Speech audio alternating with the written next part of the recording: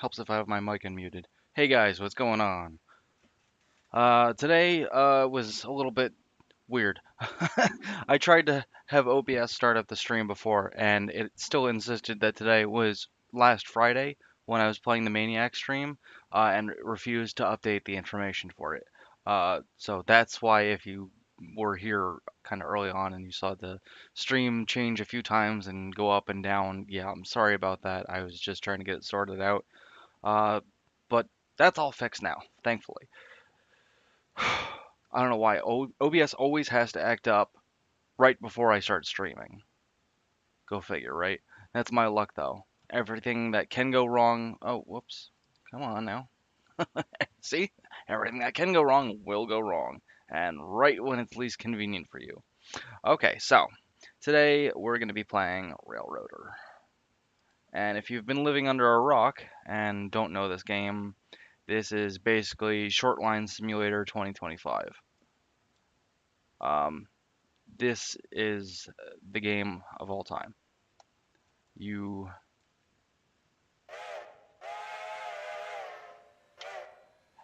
drive trains on a railroad that is based on, or I don't know if it's loosely based on it or if it's like legit. This is the deal. Um, Based on a railroad uh, in the south and the Murphy branch, the Southern Railroad Murphy branch. It's now the Smoky Mountain Railroad, I believe. So, yeah, we are at Whittier. I have started this save pretty recently. Um, I've played it plenty. You know, I know the ins and outs of this game pretty well by now. Had it since I'm pretty sure the day it came out. Uh, Pretty damn close. So this is the way it works. Similarly to Run 8 when you're doing local jobs. You have cars that show up at your interchange here, and you have to deliver them to the industries, which this one is right here. This is the Whittier Sawmill right here. This game is honestly it gets the feel right for a lot of things. In my opinion, the whistle physics here,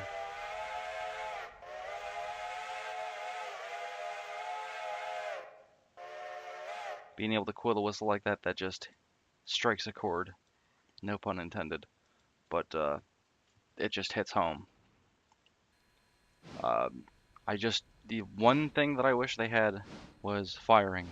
I wish you could fire the engine, shovel coal, inject water, make the steam. Um, Maybe someday, but my hopes on that aren't super high because that would be, honestly, it would be a major pain in the ass to do it the way the way I think a lot of people play this game. I don't know if I've ever really played multiplayer with this game, but there are points where you kind of have to. You have to get to that point where everything is too much for one person to do in a day, even though it is accelerated time. Even if you were to do it in real time, it would just not be enough time in the day. So let's see, we're gonna pull up here to the lead for the sawmill, and then I guess we'll just put this one in with the other cars there.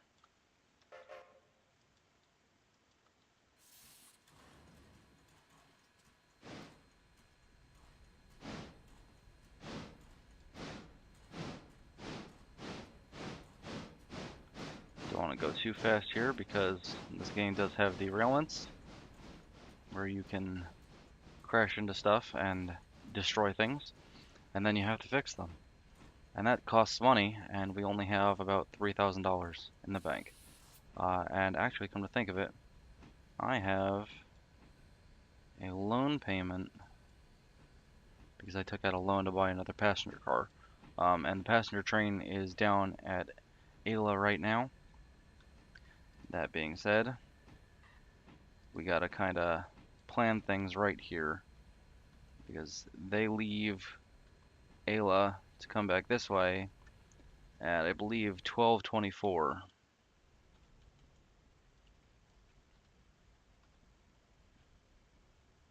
And we don't want to be in the way when that happens. Alright. And another thing that really I love about this game is the angle cocks and the air hose simulation here. You close the angle cock closer to the engine, leave the one open on the cars you're trying to cut off from. Boom. And then you stand the hell back. Unless you like getting dust in your eyes and or having your shin broken by the glide hands. Because you got 90 pounds of force in the brake pipe. And when those hoses come apart, they snap apart at 90 psi. You don't want to be near that. That's enough force to break bones with that little metal glad hand at the end. Yep, that piece right there. As someone who has done this sort of thing before too, I gotta say it's too easy. It's too easy to hook up the air hoses. Sometimes you have a little bit of trouble with them, especially if they're like fresh hoses. If you got a fresh air hose, they're very stiff. You gotta break them in a little bit first, but you gotta bend them at about a 90-degree angle facing upward, and then you hook them together and you let them drop, and they should slide into place.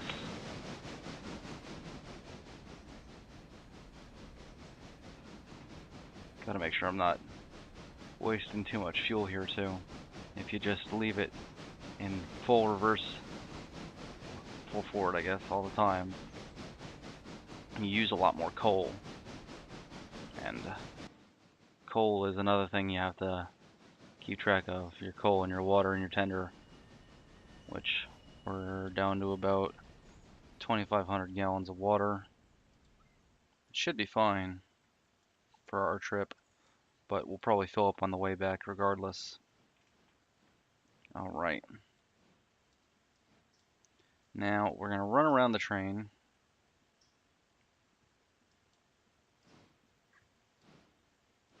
I'm going to bring it back.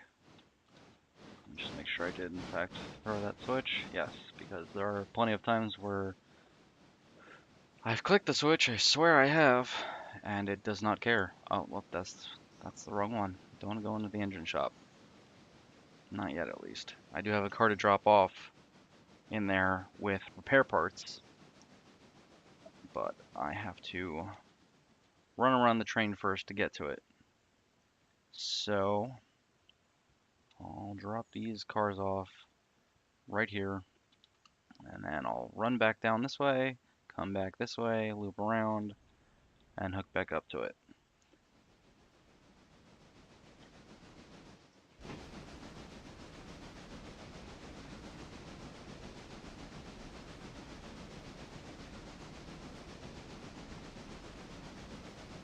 Alright.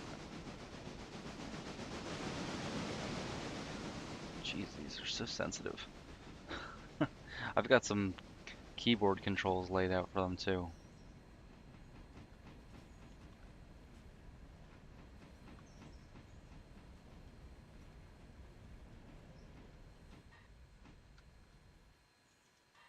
Alright. Drop these off here. Be a good kid and not bottle the air.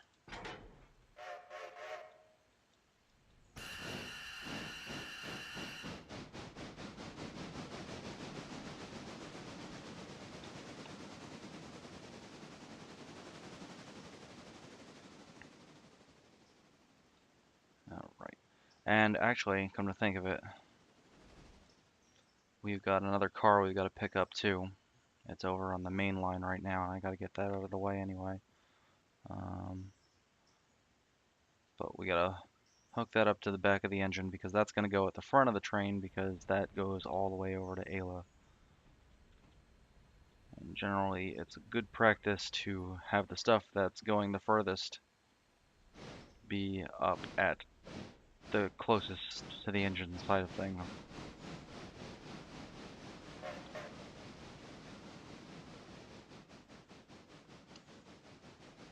And then the cars that are closest to their destination, they go at the rear. So this one right here, East Whittier Repair Track, that's right there, obviously. I'm probably gonna put that. Let me not go flying around this. Not highball through the yard too high, too strongly. Don't want to go flying off yet. Barely got started, but yeah, I'm probably gonna drop that repair parts car off here, just so it's out of the way for any engines going into the shop, which shouldn't need to happen for a while, thankfully. But you never know. It's always good to keep those tracks clear anyway. Yeah, I don't know if we're gonna make this in time for the passenger train either, come to think of it. Maybe. Actually, I'll probably just have them show up to Whittier first. I'll probably fast forward a little bit of time, so that way we can have a meet there at the Whittier station. That way I don't really have to worry about it, and I can just take the siding over there while they pull up to the station.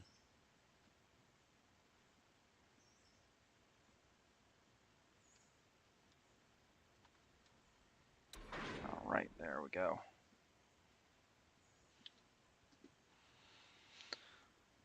Hooked up. Release.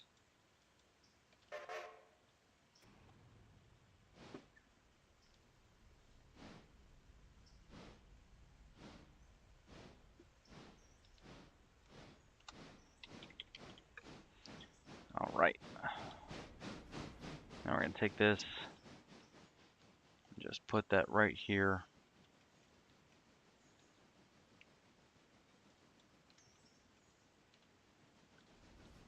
Since it's going the furthest. Realign that switch.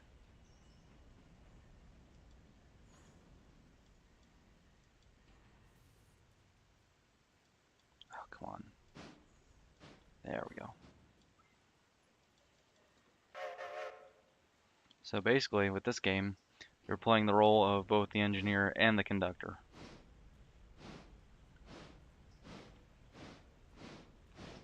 Which, in my opinion, is a lot of fun.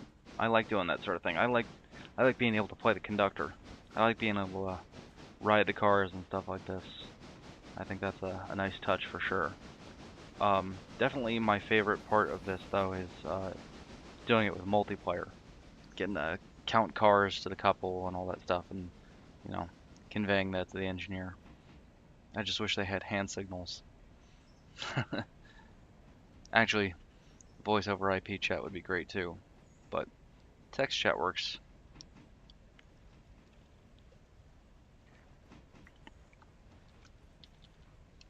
Beep.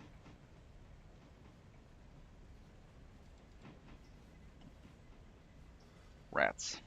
I thought I got that switch in time. I did not.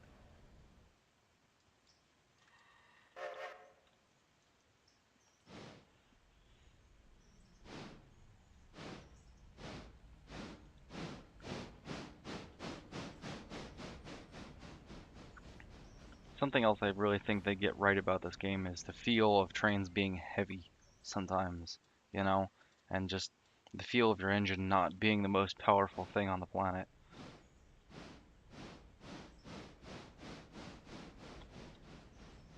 Cause sure, steamers can pull, even little ones like this, you know.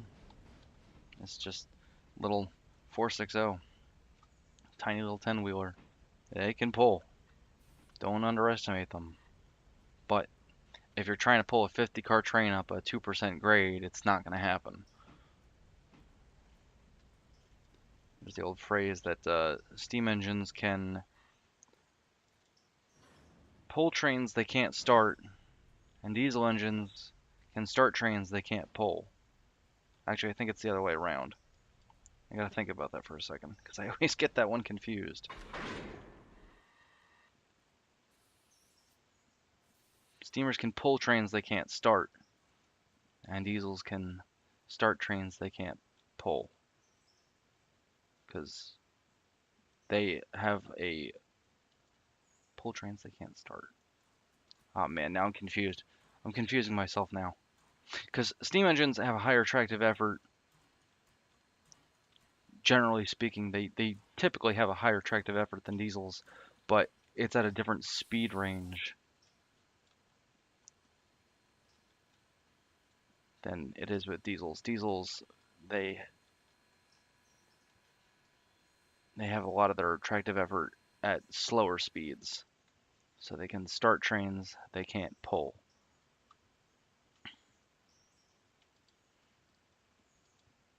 Whereas steam engines, they get higher tractive effort at speeds like, depending on the engine, of course, around 30 miles an hour.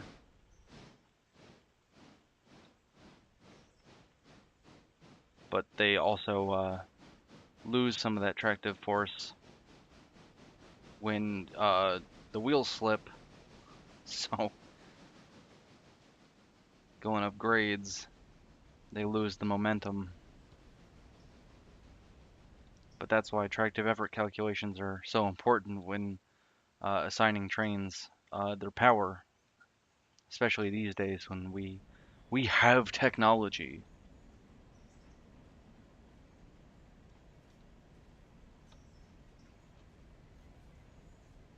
All right, and we'll just pull up right here.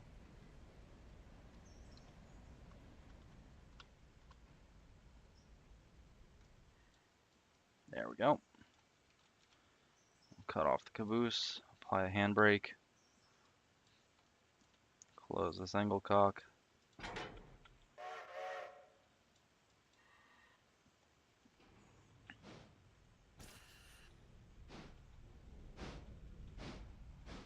And we'll set this switch. That way we can send this car way to the back at the end of the shop.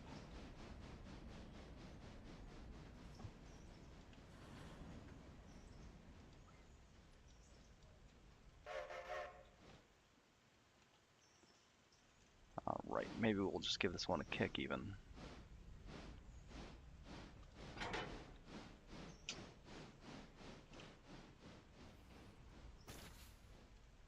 There we go.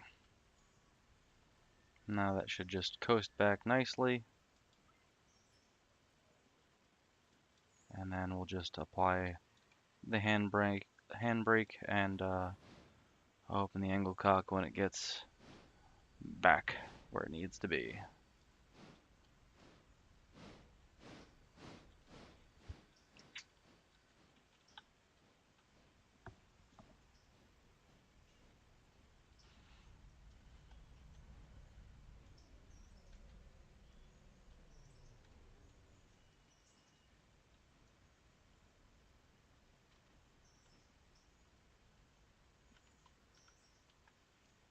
And in case people are wondering, yes, this is a modded version of the game. I have a grand slew of mods installed, one of which does custom reporting marks and logos and text for them.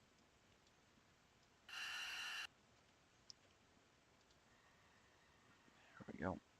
Bleed off the brakes. Make sure it holds. Bada bing, bada boom.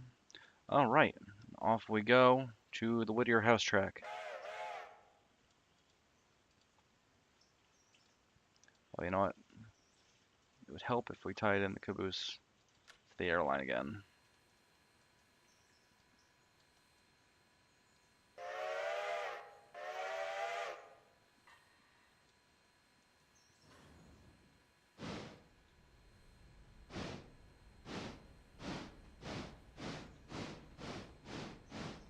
Alright, and off we go.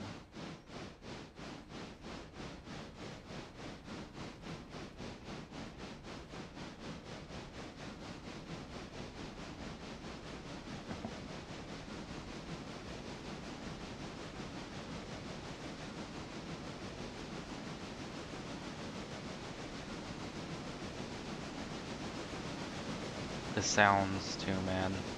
The sounds of the chuffing of the engine just... It might even be a little too loud.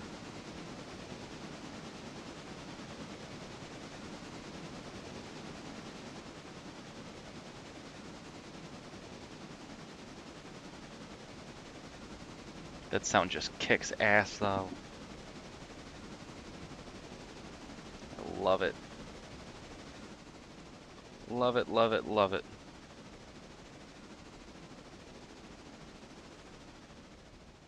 Alright.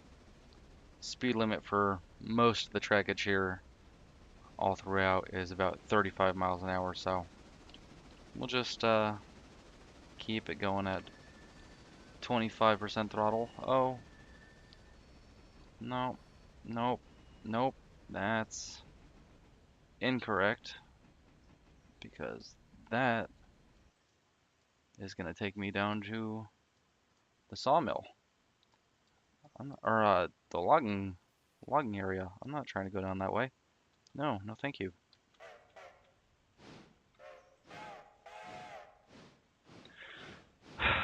Good God, I thought I had that thrown.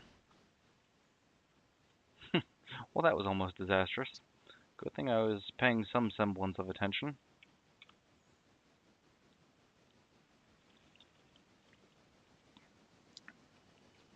More go-go juice.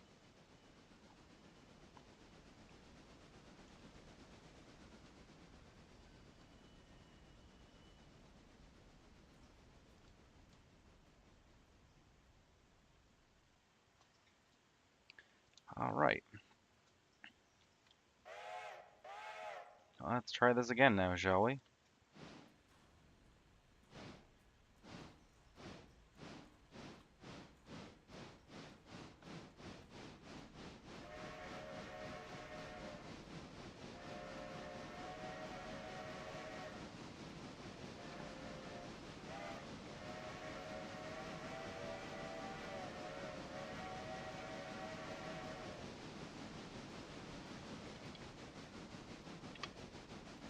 It just, even the way that the timbre of the chuff changes as you hook up the reverser too. It just kicks so much ass.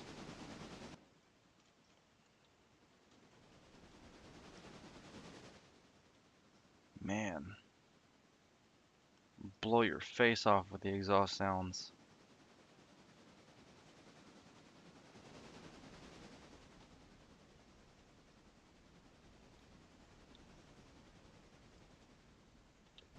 Got a crossing coming up here.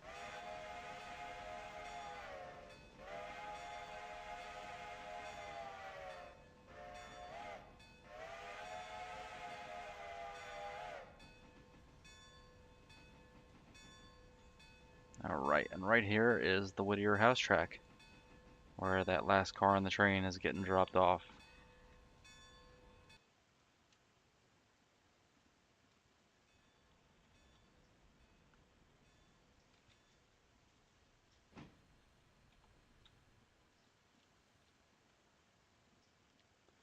So we'll drop off the caboose here once again.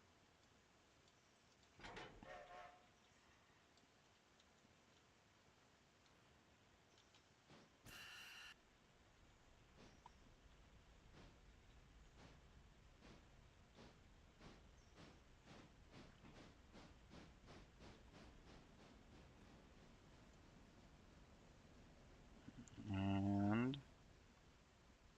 there we go. And back we go.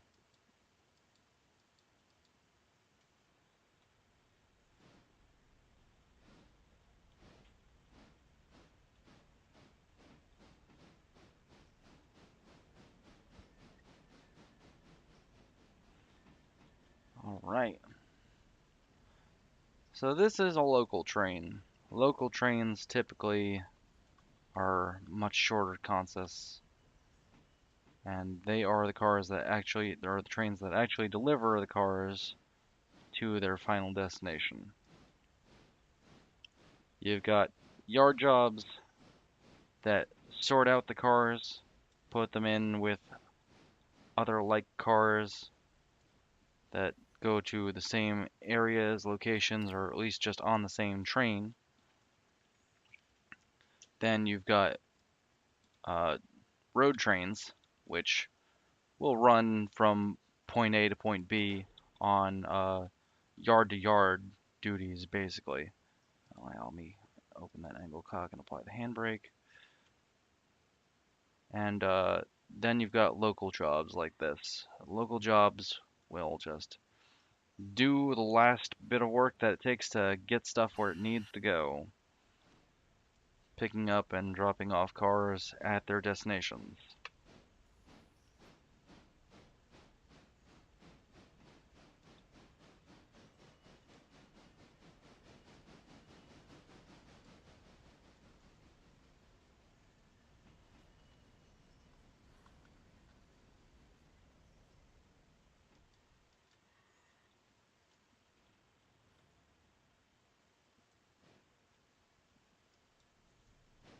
Alright, this car is going to go over to Stenzel Manufacturing, which is over there.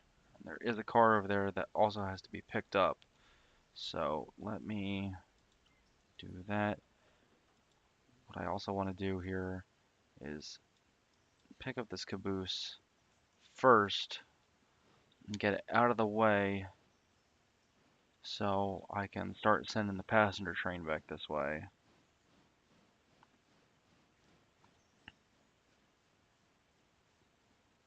Which after we make this hook, I will go check on that.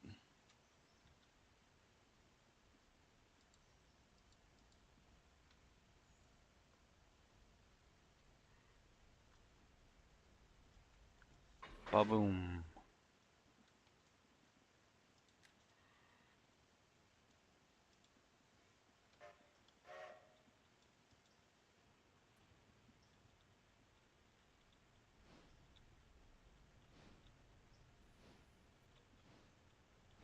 Alright, let's see. Equipment, number 2, follow.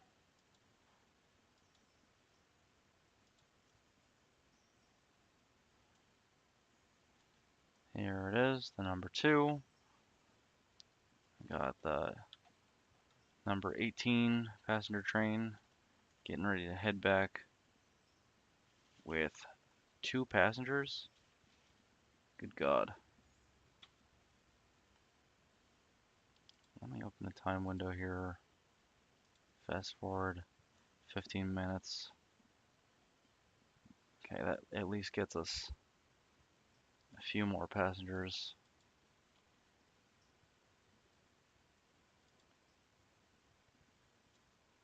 Not really enough to make it worth it, but there's a few more. Yeah, maybe I should have reconsidered buying the second passenger car. Hmm.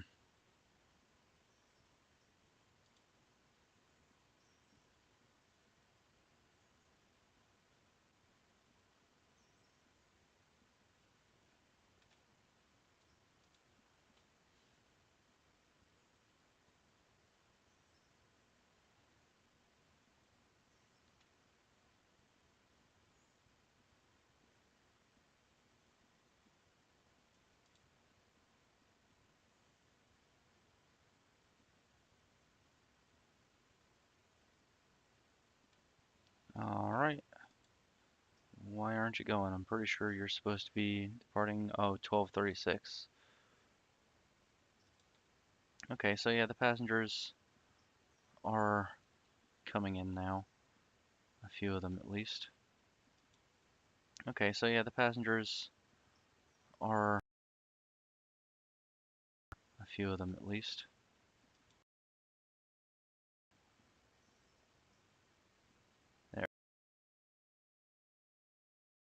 There's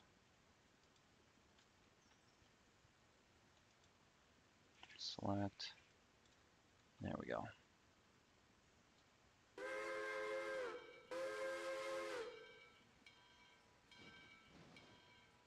Why are you going forward? No. Go backwards. Wrong way.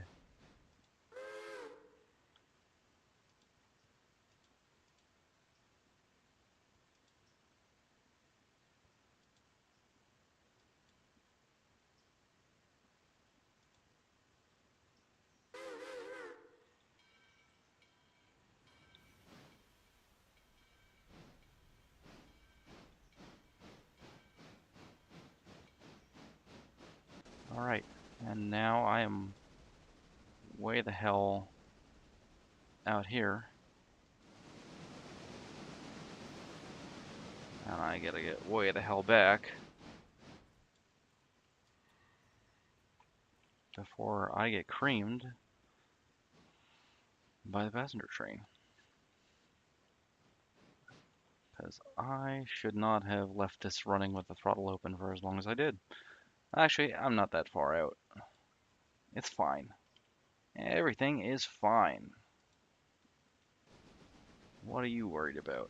I'm not worried.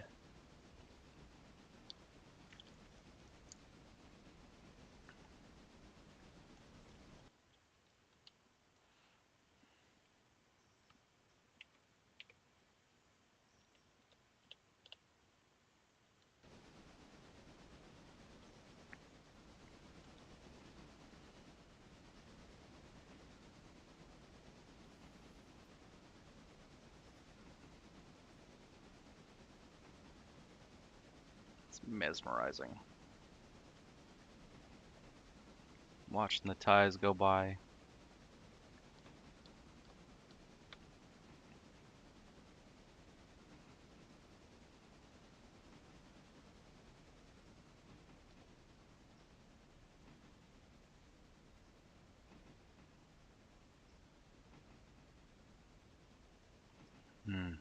That sound too. The sound of jointed rail.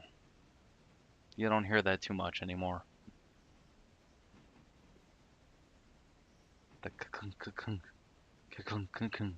You only hear that on places where they still have to joint in the rail. Places like switches and diamonds, crossovers.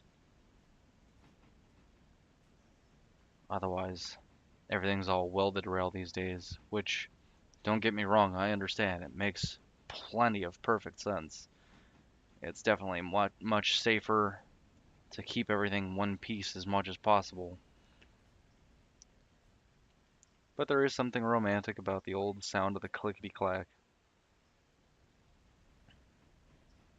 Puts you to sleep real good, too. Maybe not so good for the train crew.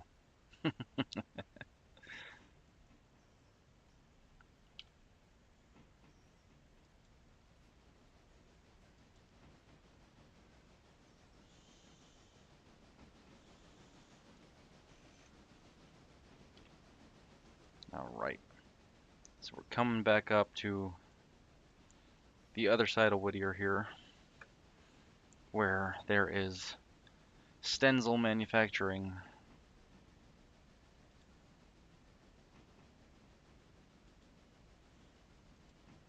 Get that out of the way there. Stenzel Manufacturing is right over here. And then this right here is heating oil, something. Hollifield Heating Oil Company. That tank car is being unloaded. Alright. Shut off the throttle.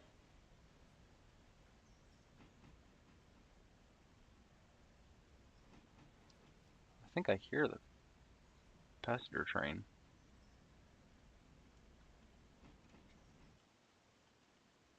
I definitely do. No, no, no, no, no, no, no, no, no, no, no, no, no. Oh, good, they are on the other track. Whew.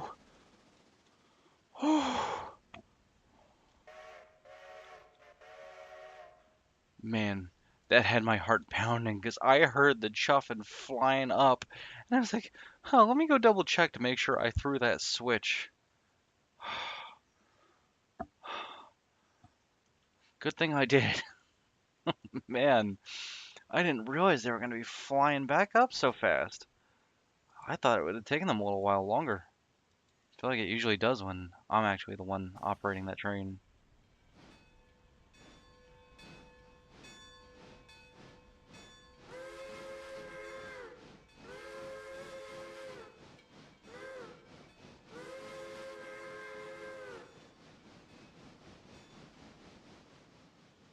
My goodness. Scared the ever-loving crap out of me. Thought we were getting ready to be the hood ornaments on that thing. That would have been a very expensive repair for sure.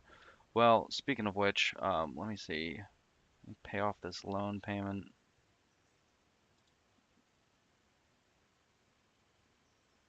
Oh, good.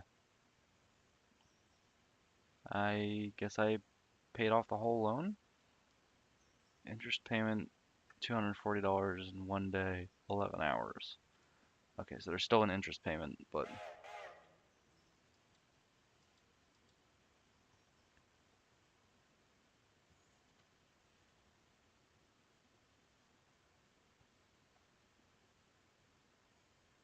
come on. There we go.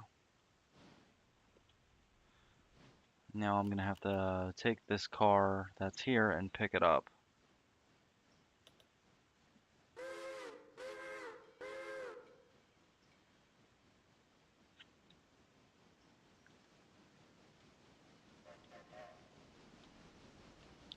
Then I can go and take this other car and actually drop it off.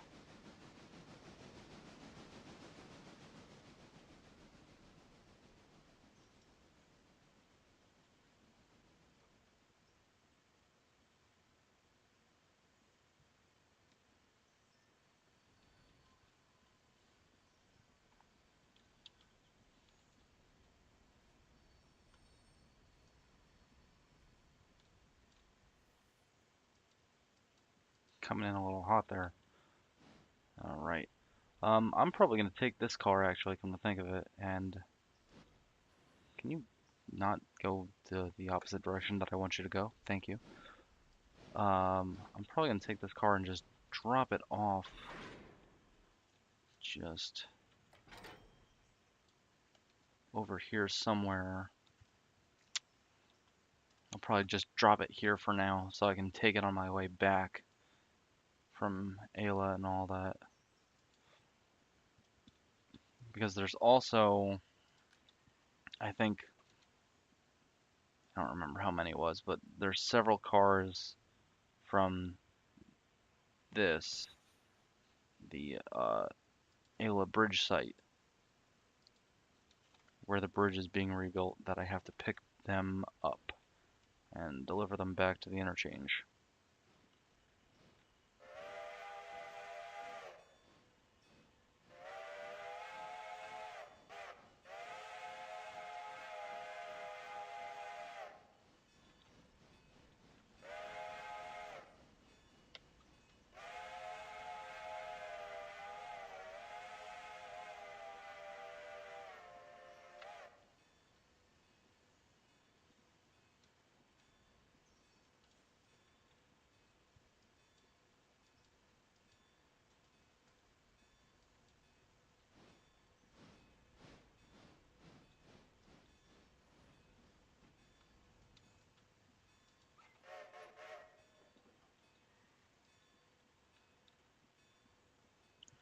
Right, and this car is empty. Yeah. Close the door. Throw that switch. And like a good kid, instead of blasting through it in the wrong direction. Alright.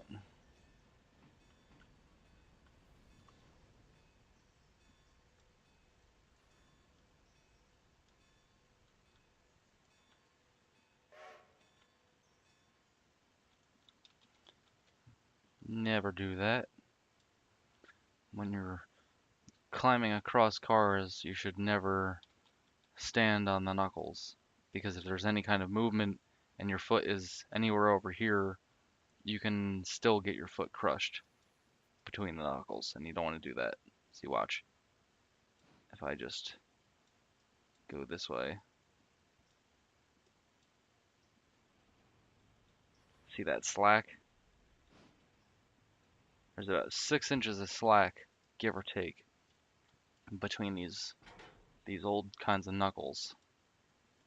And when the train starts to move, or when things just generally settle, uh, that 6 inches of space gets pushed together, taken apart, buff and slack action. So you don't want anything in there, especially not if it's part of you.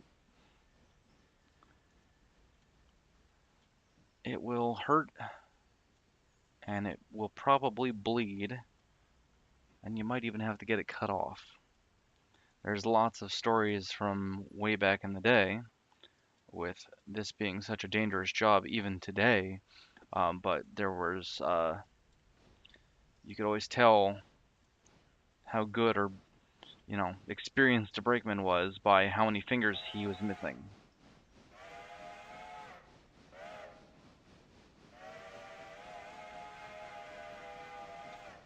I don't know if that's a good way to, you know, measure experience necessarily, or, your skill level, because you would think a good brakeman wouldn't have any missing fingers.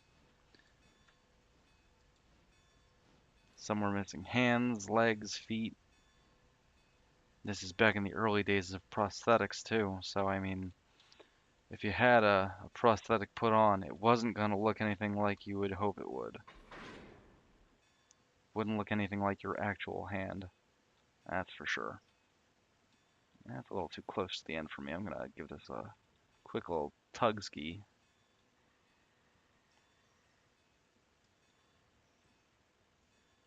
There we go. That way I've got some room to work with. Alright, and this car is not going with it. Okay.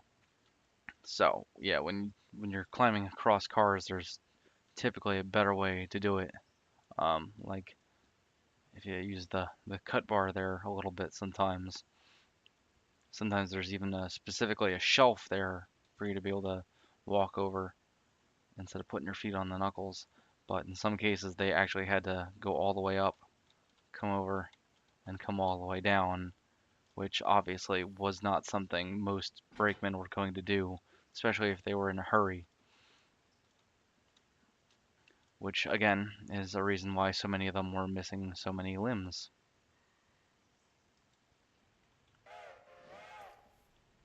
It was just kind of a sign of the times, I guess.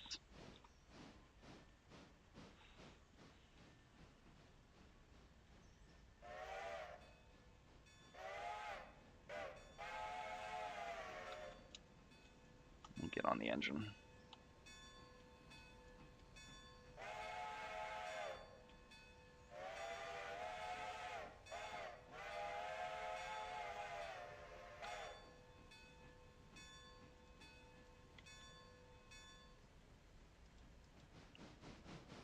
Alright, and we'll throw this back. And then we'll throw this one back, and we'll hook back up to the caboose, make our way over to Ayla, drop this car off, and grab the ones for the bridge repair.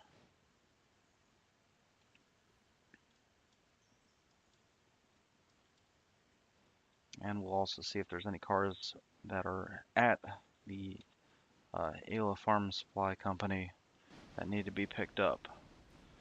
Whether or not there are, I do not currently know. I know I had one car over there. I don't know if it's ready to be picked back up yet. We'll find out shortly.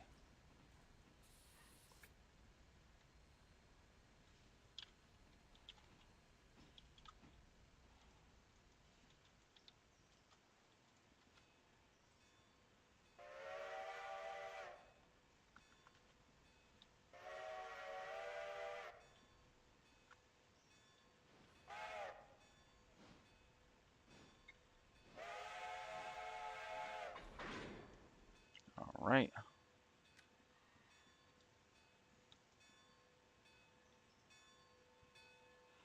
And once again, off we go. Forward, release the brake, open the throttle.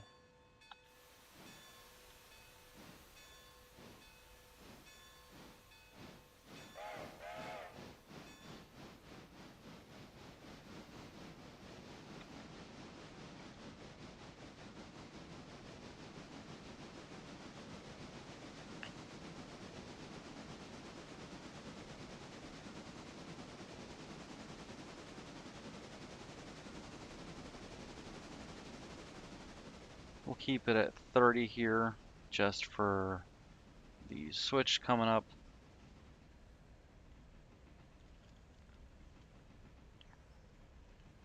Then we'll take it up to 35.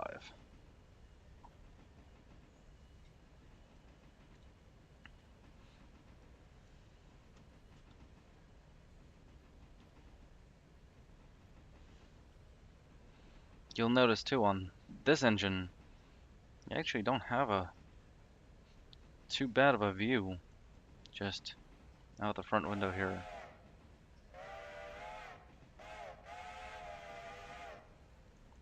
But on these bigger engines, you really had to lean out of the cab window here like this.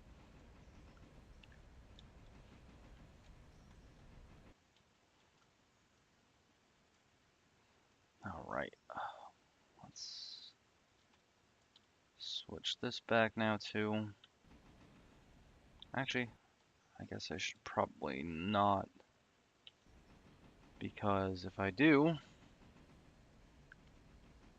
might forget and slam into that passenger train that's gonna be parked there for the rest of the day now, so let's not do that. We like being in one piece and everything to be working. No, don't need that either. I don't remember what I was looking for. I was looking for something in particular, now I forget what it was.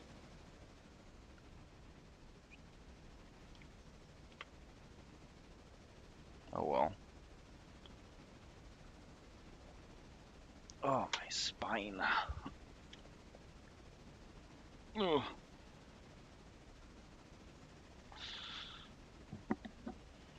Oh. Man, back problems suck. Hi, Pansy. Pansy. Oh, now you're gonna run away? Really? Bitch.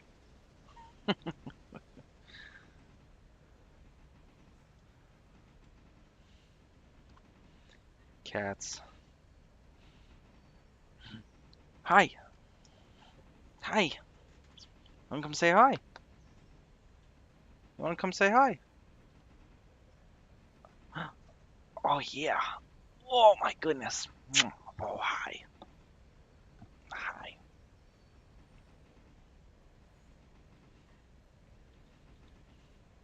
Coming to hang out?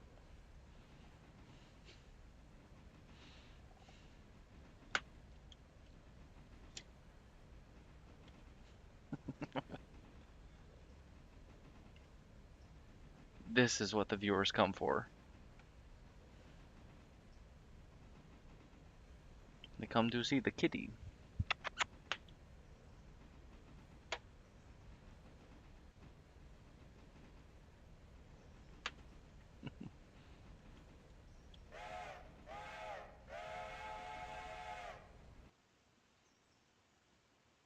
Alright, so we're coming up on Ayla here.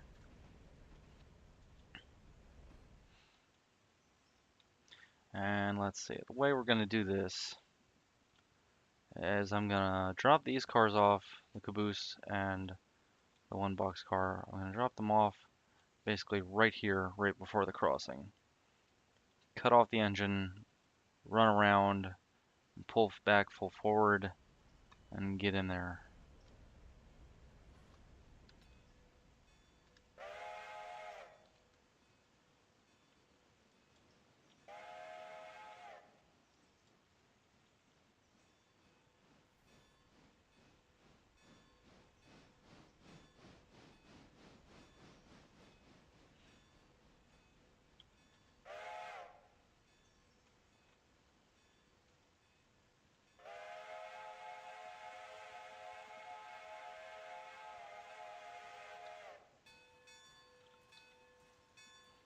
Well, that was a little short of the crossing, but oh well.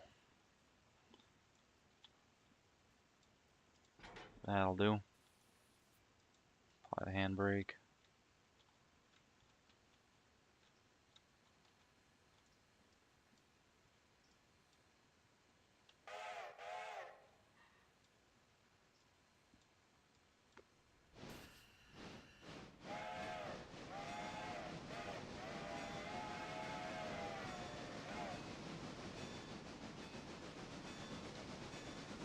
All right. Actually, you know what? Come to think of it, it might be in my best interest while I'm heading this way. Yeah, I think I'm gonna grab these cars for the bridge repair while I'm here, actually.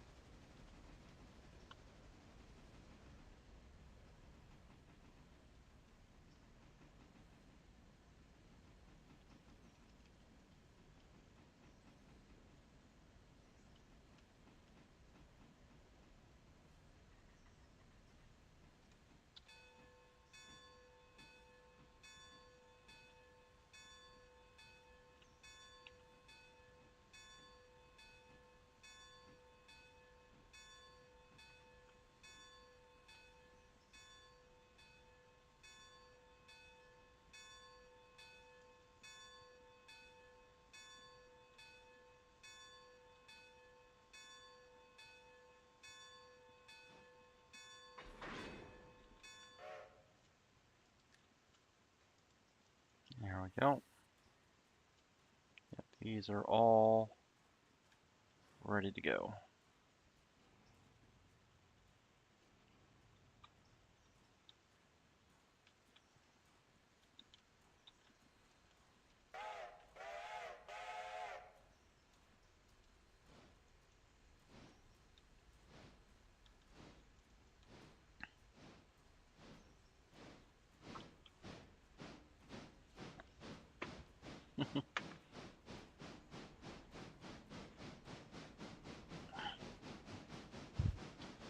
All right.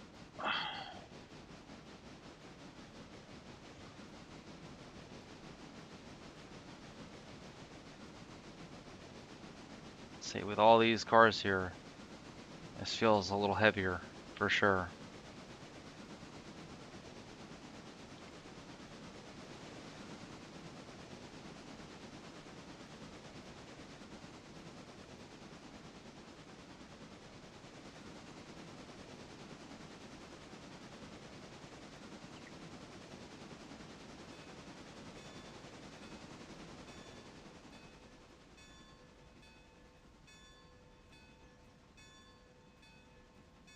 Oh, wait a minute now.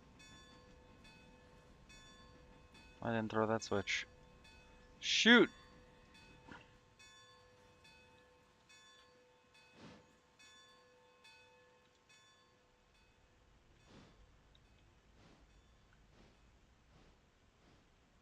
How many cars is this anyway? Let's see. 1, 2, 3, 4, 5, 6, 7, 8, 9, 10, 11, 12, 13 cars, I believe.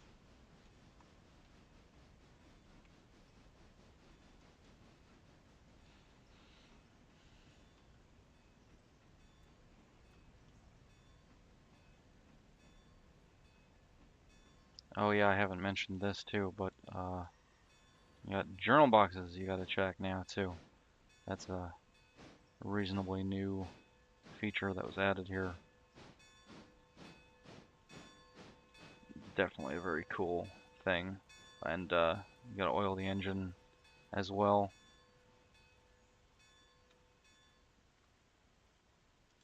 If you don't keep everything nice and oily, you run the risk of overheating and catching fire for the bearings, and that's called a hot box.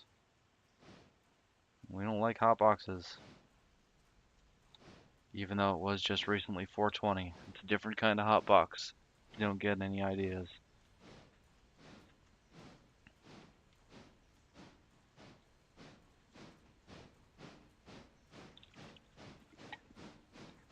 And a hot box is an overheated bearing that catches fire. And with many of these older cars being made primarily of wood, like the wood decking on this flight car for example, you've got plenty of kindling for bigger fires. Like this too. This one's a wooden boxcar, wooden boxcar, wooden boxcar, wooden boxcar, steel boxcar. Look at that. One steel one. But they've still all got journal boxes or plain bearings. People call them friction bearings, but that's kind of an oxymoron if you think about it. So I try to steer clear of that particular phrase, considering the whole point of a bearing is to alleviate friction.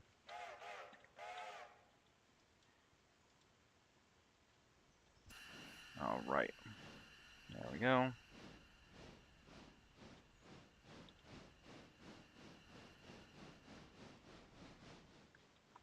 Now we're gonna hook back up to this car for Ayla Farm Supply.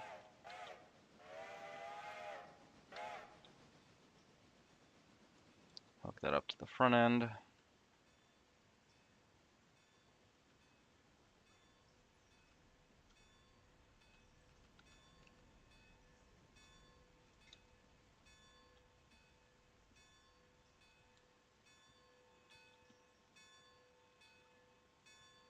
Boom.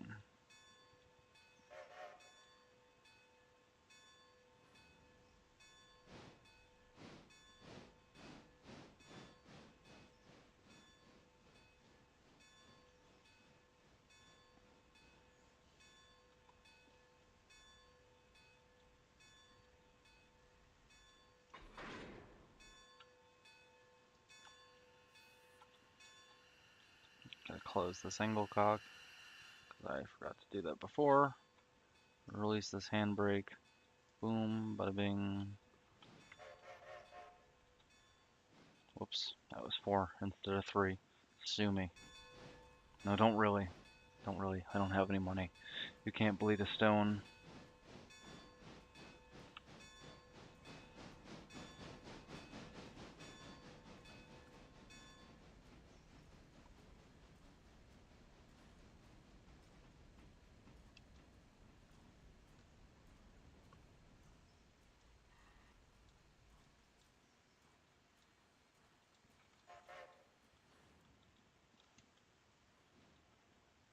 Alright, up this way.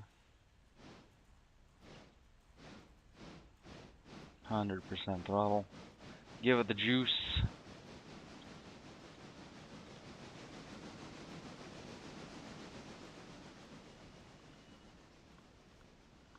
Start slowing down because we gotta back up again. This is kind of a little maze here. They must be growing corn. I'll see myself out.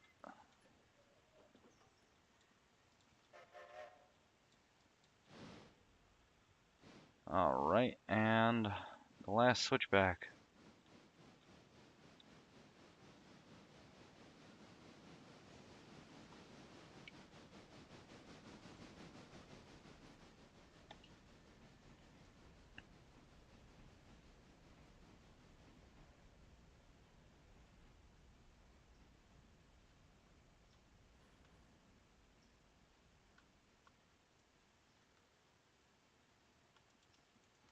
Stop just a little short.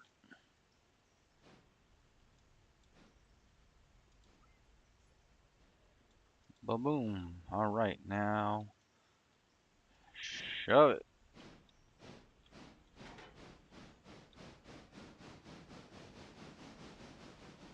Give it a kick.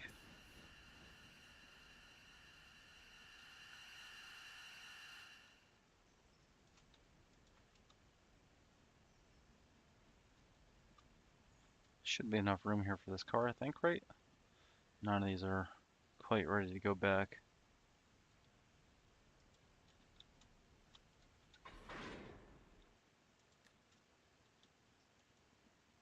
we go. Oh, wait, this is the Ayla house track. Oh, rats. I'm an idiot. What else is new? Alright. Well, that's going on the other side of this building then. That goes right here. Right there.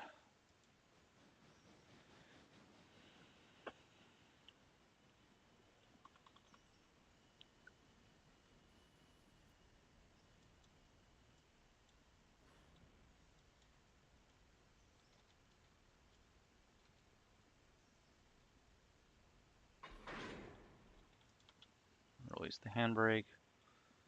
We'll just bleed off the brake cylinder pressure.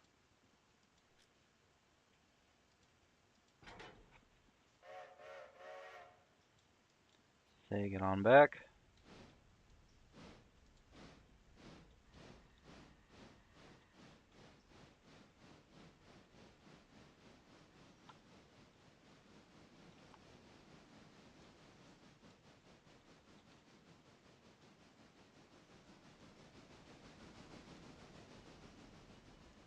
This is why you always check before you drop off the car. I am clearly lacking on that skill. That's called being complacent. I thought for sure this one was going to the farm supply, so I didn't bother to double check. Big mistake.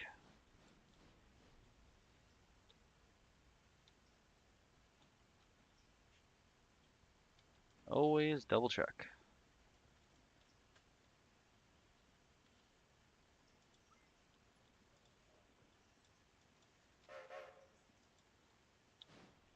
Alright, now we'll pull forward, put the caboose on the rear end of those cars.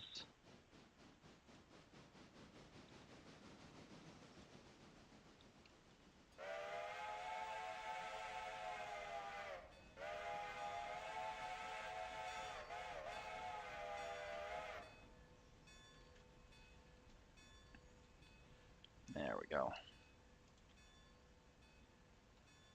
Nice. Shoot. I didn't mean for that to... There we go.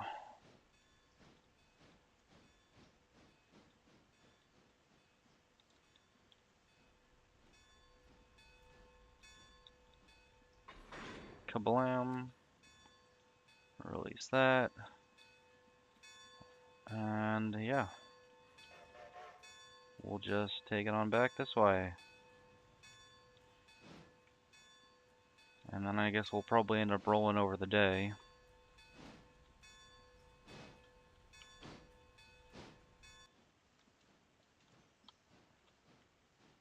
Throw this one.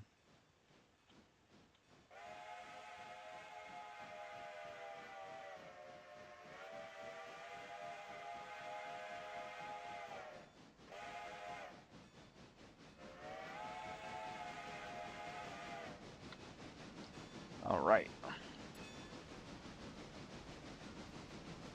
And back to East Whittier we go. Gotta pick up the one car from Stenzel. I think that's it.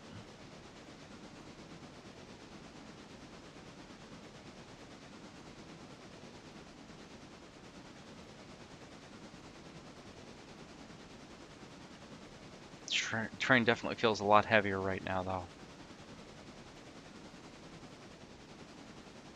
Definitely feels heavy. It's not accelerating like it would have without all these cars.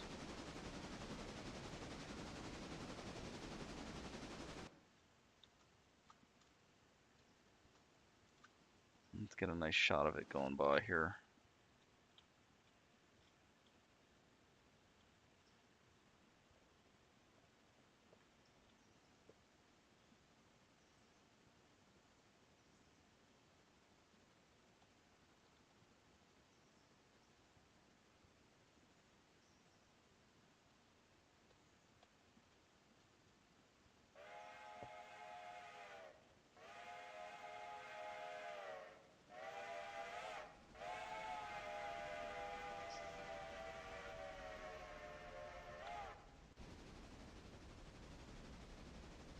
Love the Doppler too. The Doppler effect.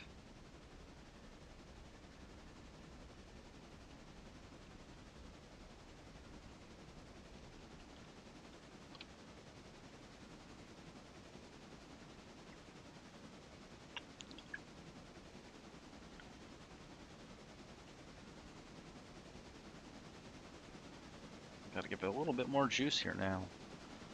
There was a speed restriction for 30 miles an hour for that curve there. But I think we're fully clear of that now, so I should be able to give it the full stick. Yep. Got her wide open now.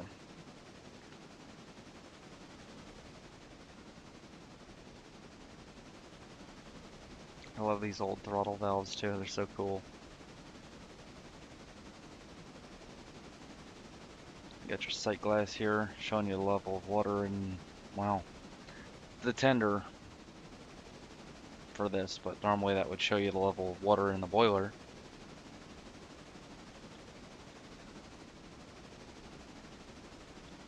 It's definitely the most important thing to know when you're operating a steam locomotive.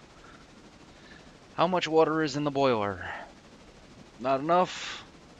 You go boom. Too much. Well, you don't go boom, but the cylinders probably do. You start carrying over water from the throttle valve into the dome, into the steam dome here, and then the water carries over into the pistons, and then water doesn't compress. So it makes a very big, expensive hole in the cylinder castings.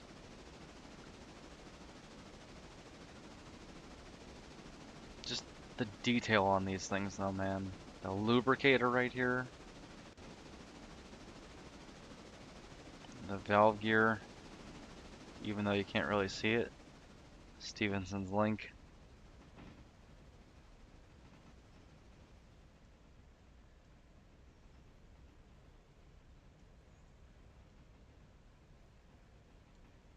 All the suspension rigging.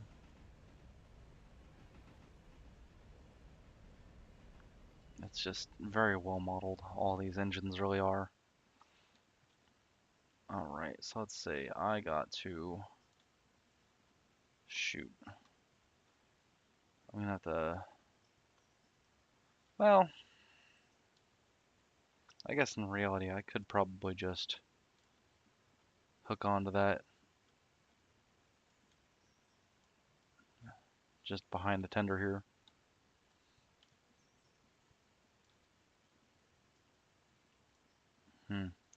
I might have to. I don't know if I've got enough room here to run it around to the other side between these two switches. Maybe. I don't know, we'll see. Because ideally you want the engine on the end of, your direction of travel.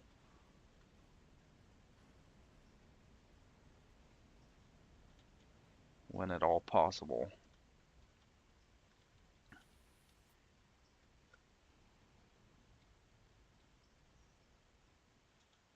Yeah, doesn't look like I've got enough space here. So, oh well.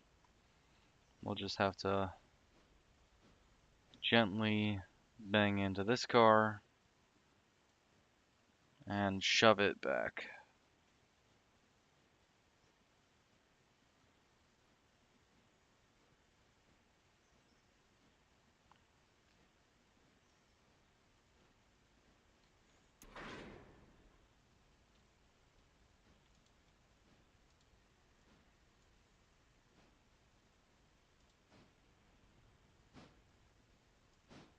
There we go. Now we just keep on moving.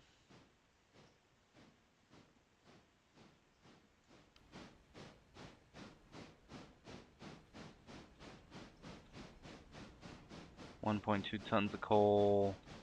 1,800 gallons of water. Yeah, definitely gonna fuel up when I get back here.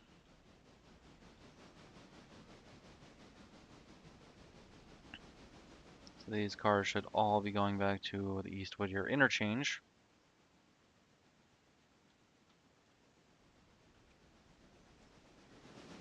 So what I think I'll do here is I'm gonna pull everything back and I'm gonna hook up those cars to the end of this cut here. And then I'm probably gonna move it over to this track. Yeah, because I'd like to have these two tracks clear for runaround movements on shorter cuts. I don't really have that option to do that much of anywhere else.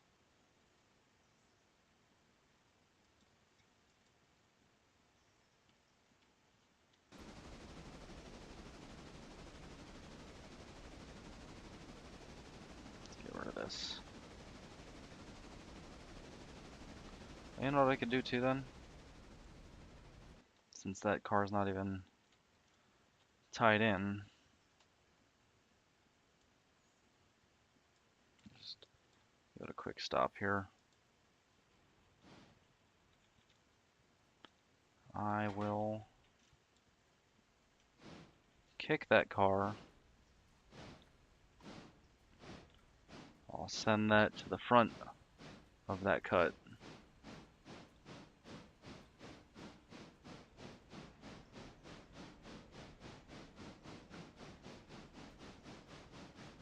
Then hook everything else in behind it.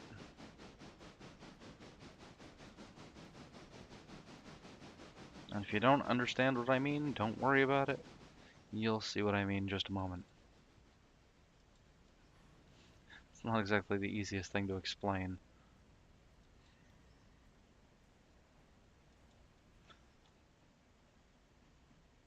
Either that or I'm just not very good at explaining things, which is all totally possible. Alright, so yeah, I'm gonna let that one coast back, and I'm gonna have that come in right here.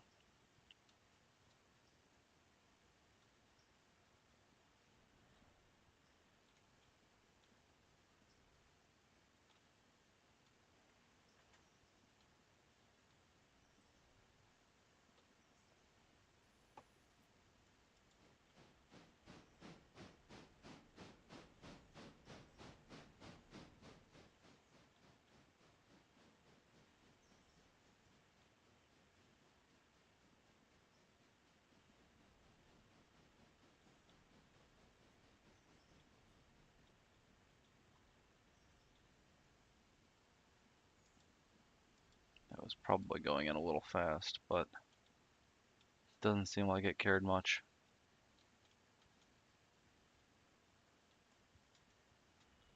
Oh wait, that's because that was not the car. What am I crying out loud, man?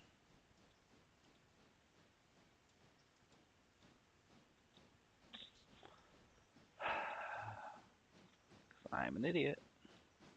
I thought this was this car for some reason. Alright, so I gotta hook back up to that one, shove it in here.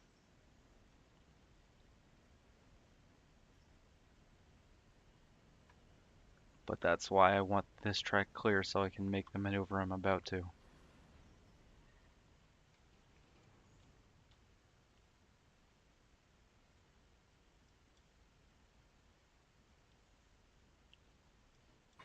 Bang.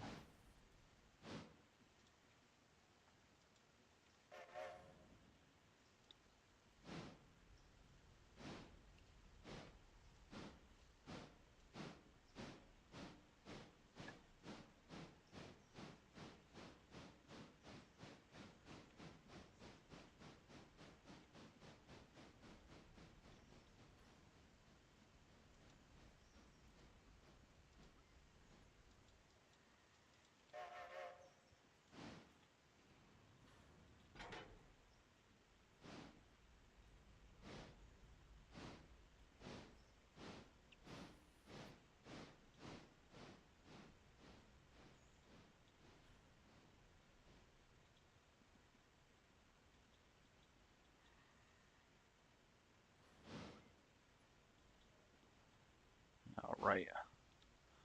There's that.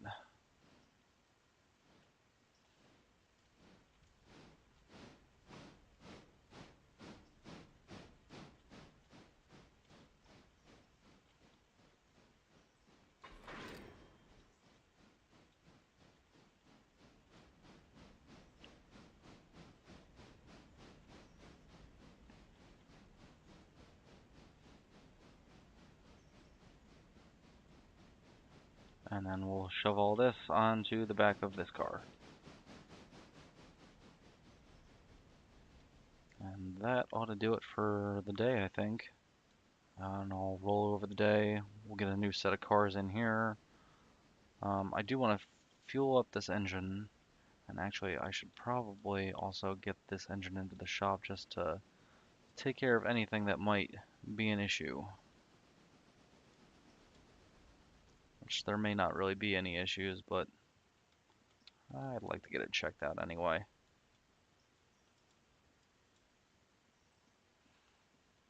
Keep all the stuff in good shape while I have the means to do so.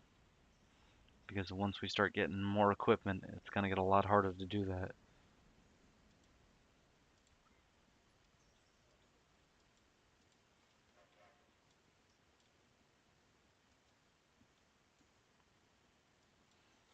Alright, so yeah, I'll half tempted to leave these cars here since... no, I'll move them over. I was just going to say because, you know, they're going to be disappearing the next day anyway.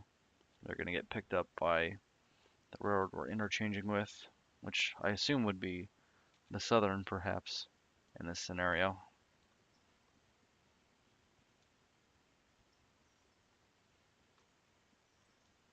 Since this was a line originally owned by them in real life, the Murphy branch.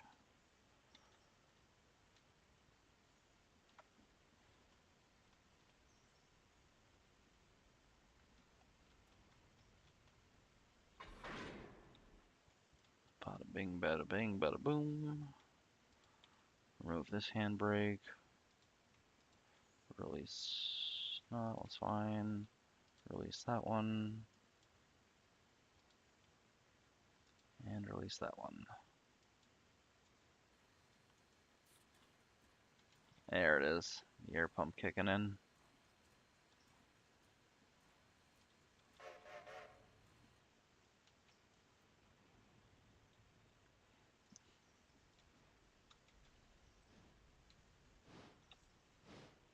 I love this game.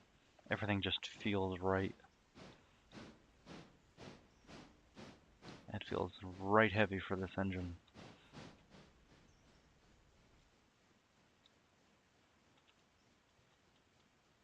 Like, yeah, it'll pull it, but it won't be too happy about it. And you won't go too fast. All that weight. Not a lot of engine, but a whole lot of weight behind it. I was thinking about it too, and I was like, I don't know if this engine would be more suited for passenger service. You know? I was thinking about maybe switching the engines, swapping their duties, because, let's see.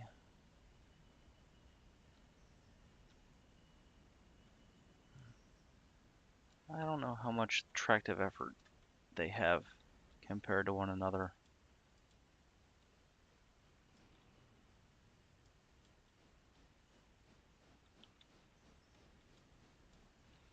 I should look into that though. Let's see, because this one is a T17, this one's a G16. So I'm assuming that the T17 has a higher tractive effort if I am judging by those numbers, because I assume the number is tractive effort rating in 1,000 pounds.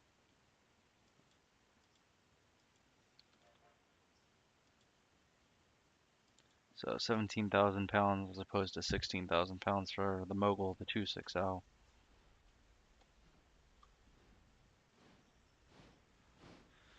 So this is probably the better option for a freight engine then. Marginally.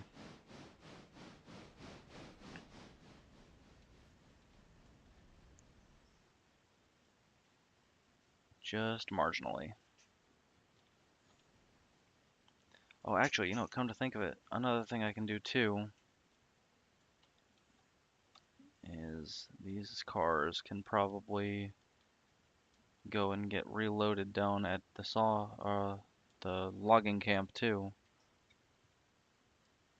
at Connolly Creek.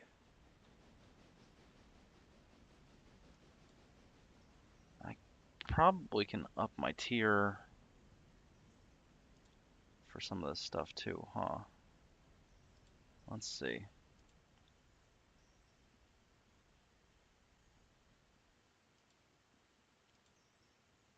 Nope, not yet, because it only takes 8 cars of logs a day.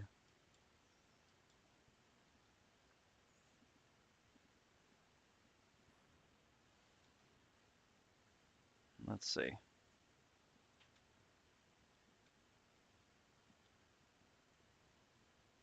And I got 21.6 logs already. Let's see. If I just do this, open the time window, and I fast forward time an hour, 0.9 logs.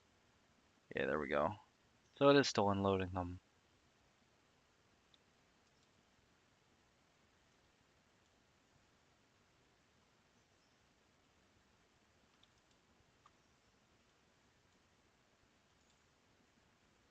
There it is. I was gonna say, why is it not changing on the timetable there? On the waybill. Whoops. Just a tiny bit too far here. Pull back maybe 2 cars. Just so we have the clearance. The clearance.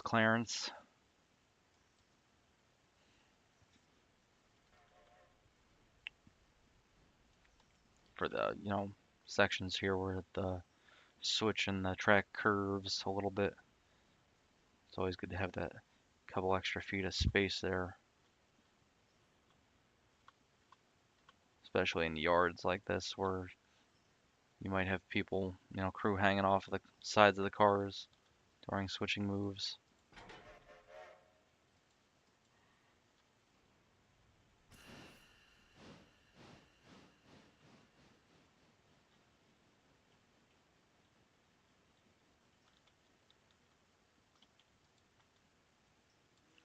Apply that handbrake.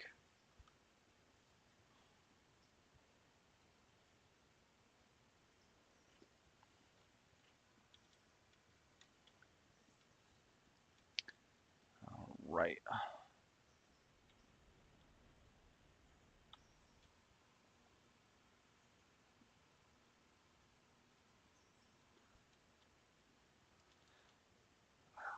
Apparently I have 51 subscribers now.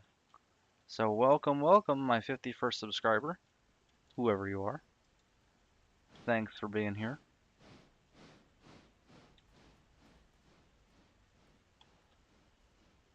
OBS doesn't tell me that sort of thing.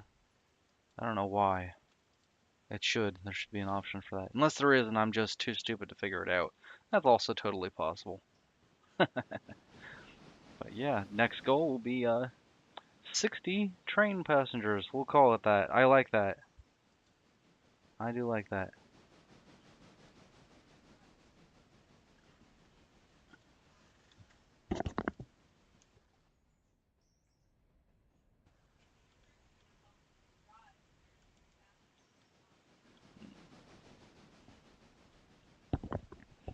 Yeah, I think that's what we'll call the fan base here, if you will.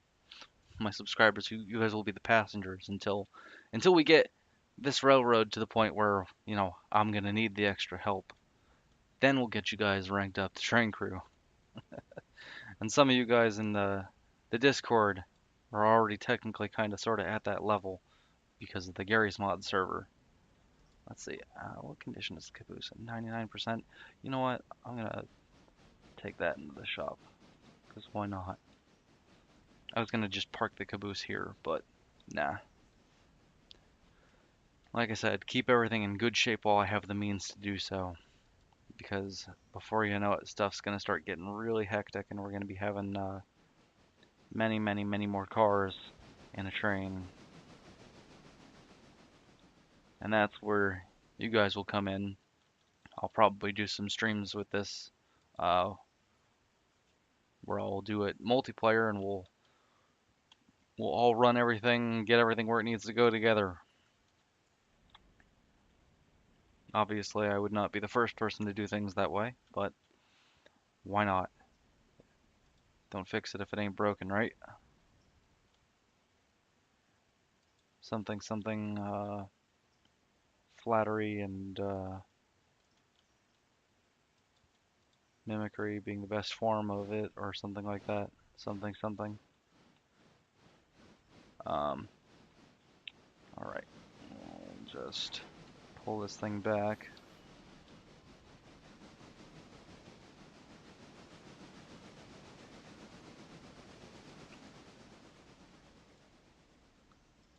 And then the caboose will go in there. Oh, it's not gonna clear. There we go. Whew. That was too close. Alright. And apply the brake.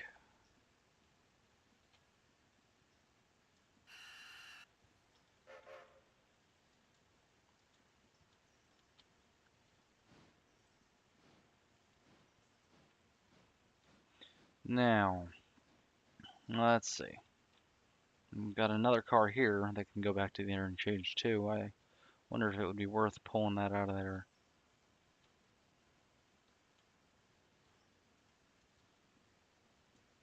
I mean, I can't see why not. I'm already here. I got the engine fired up. Might as well.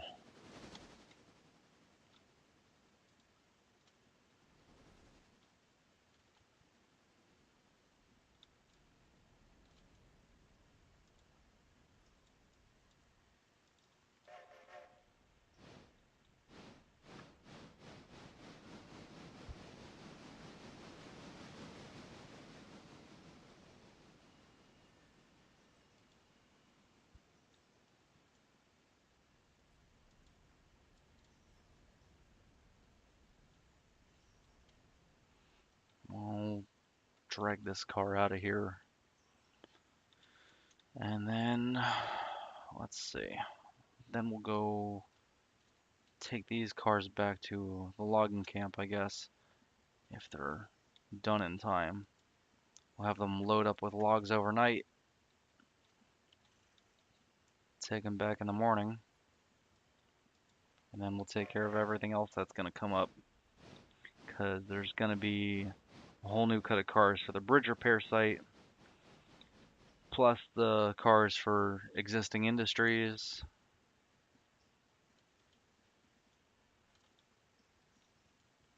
So it's going to be a busy day tomorrow.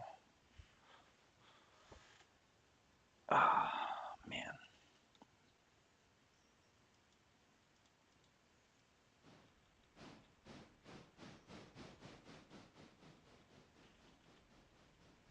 Ooh, that was close.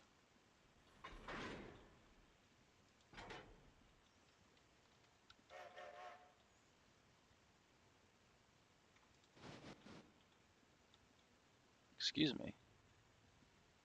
Did you just slip your wheels at me?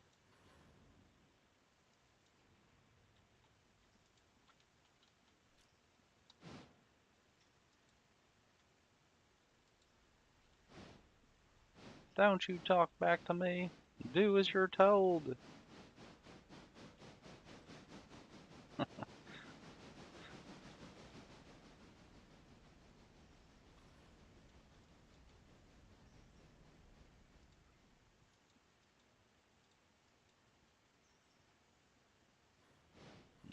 Alright, we'll just... Oh, whoops. That's the wrong way. I hate this track. I've done that so many times where I've like, oh yeah, it's this one. No, no, it's not. All right, boom.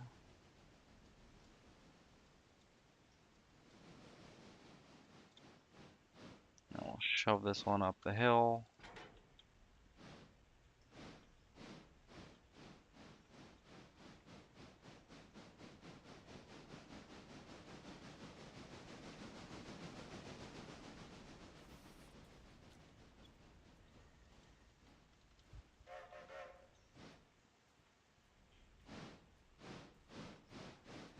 Right.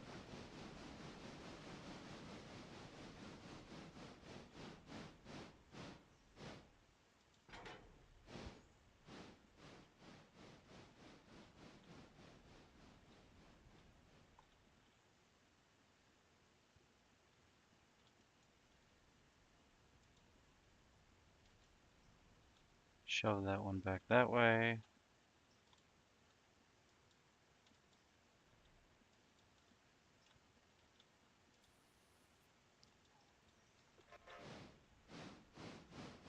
There we go.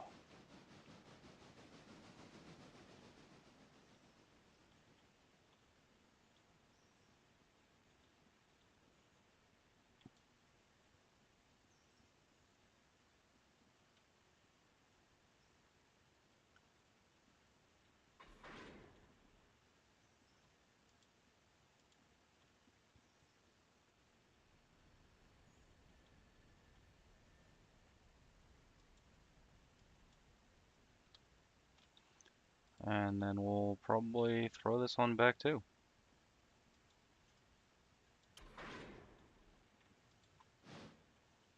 I bet I could do that.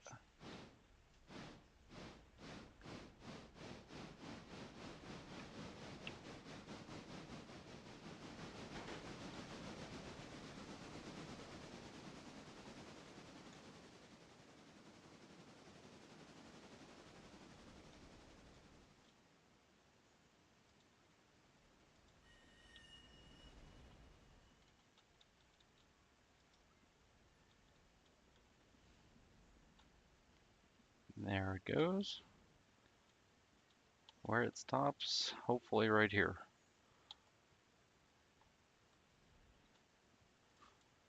Where it stops, gravity knows.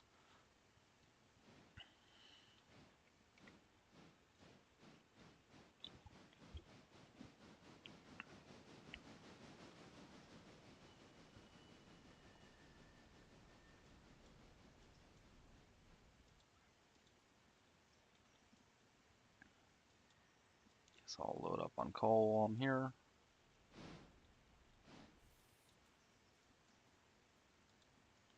And water next. Ooh, whoops.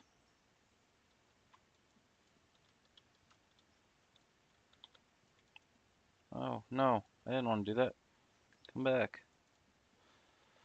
Yikes. I didn't get to it in time to apply the handbrake.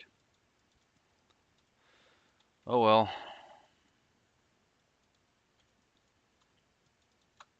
It'll all be out of here soon anyway.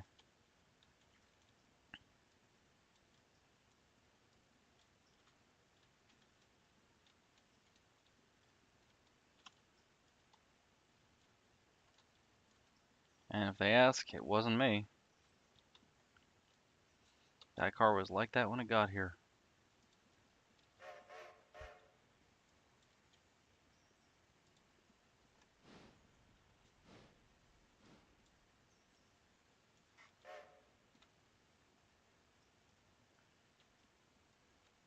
Yeah, water was getting pretty low.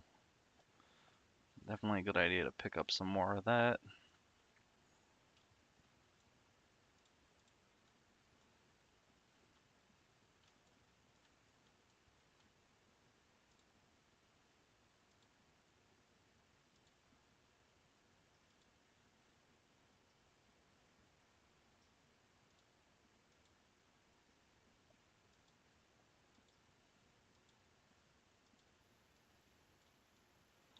Alright, there we go. Now that I've got that, as soon as we're full up on water, yep, there we go. Now we can go and do the lumber job, which I'm going to set this to AI for that.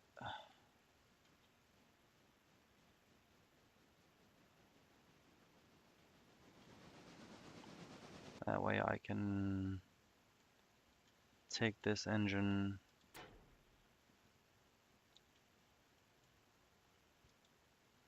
and waypoint it to the shop.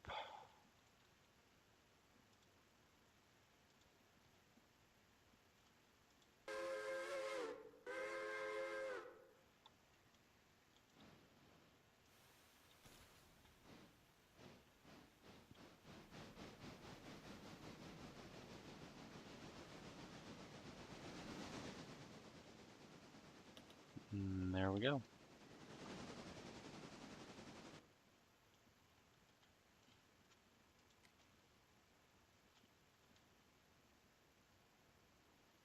Now we'll send this back to logging camp. Where is it? Here.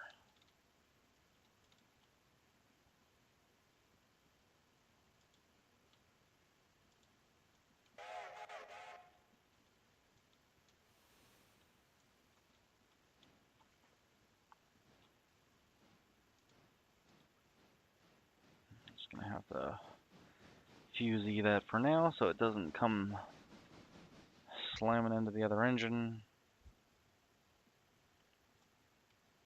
Actually, I've probably got time.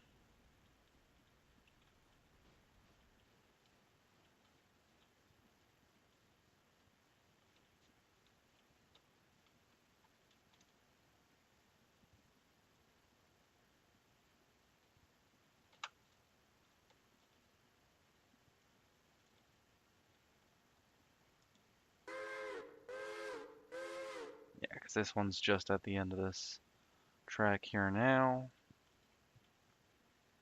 So he'll stop right there and wait for me to clear.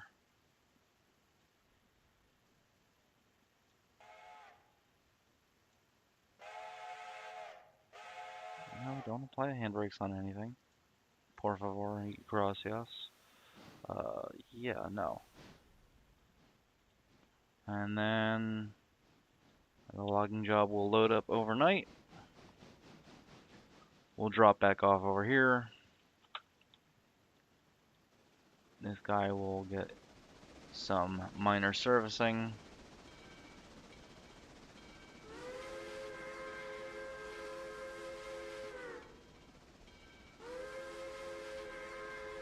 I love this little engine though. What a little cutie. I hate using that word with locomotives because, you know, they're these big, heavy pieces of powerful equipment, but I mean, come on.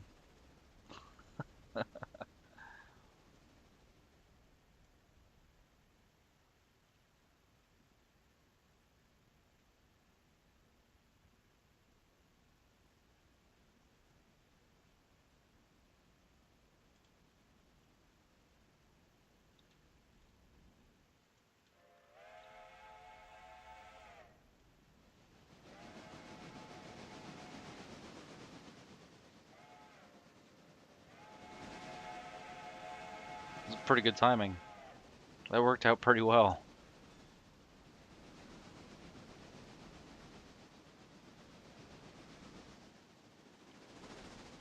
Come to think of it, how's this thing on coal and water?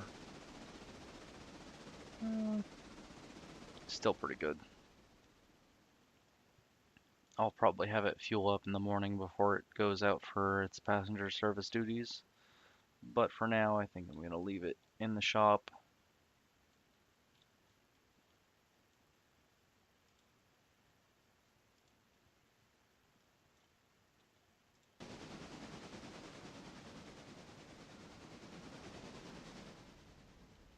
Number 1 is taking care of the logging stuff. Number 2 is gonna get fixed. Yeah, that should do it. Wish I had more engines though. Something bigger.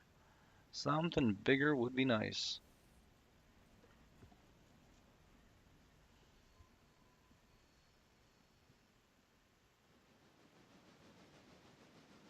Not the end of the world though. For now, these two are enough to get everything done. I hope. I guess we'll see in the morning when they drop off the interchange cars.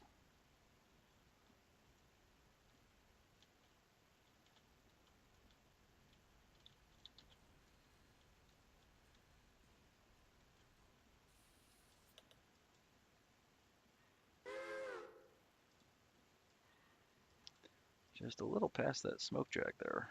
Jack. If we could not kill everyone with carbon monoxide poisoning from coal, that would be great. That'll do.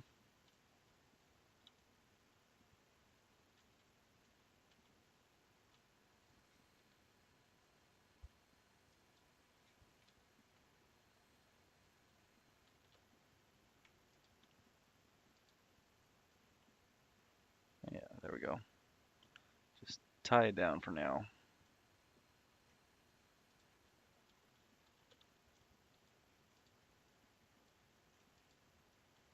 Yeah, we'll fill that in the morning.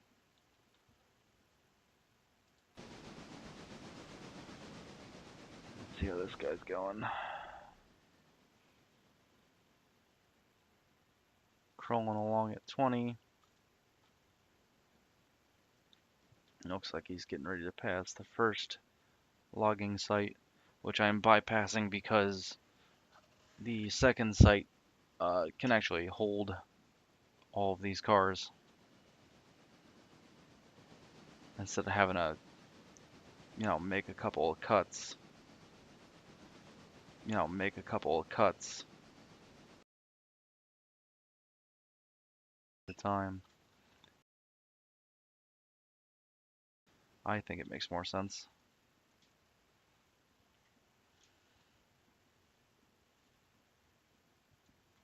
Oh man,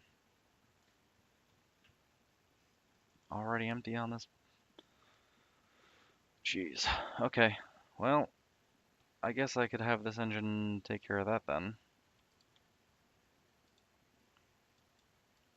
That way that can go out in the morning too.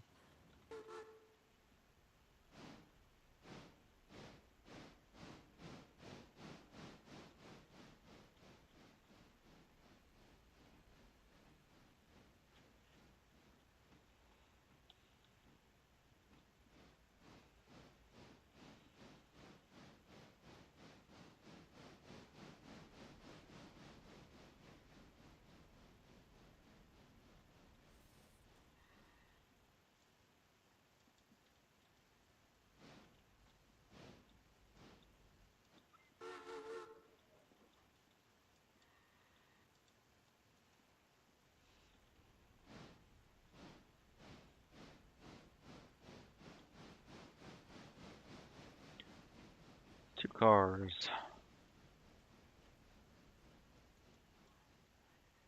One car. You always overestimate. You leave a little bit of time for reaction there. Half a car. Boom.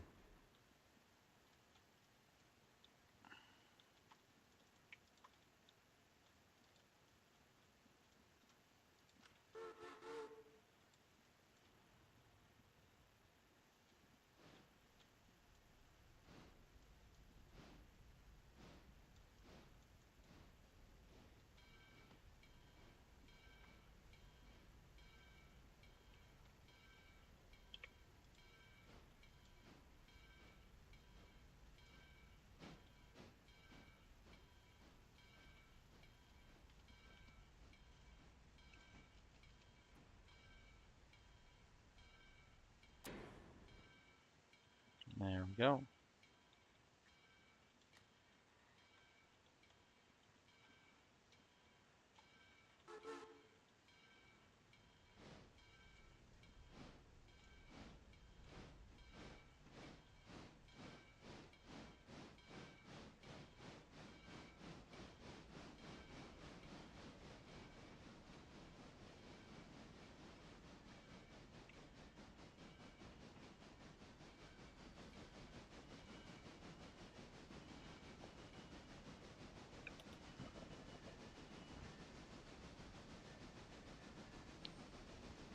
Oh good. Looks like number one just got to the logging camp.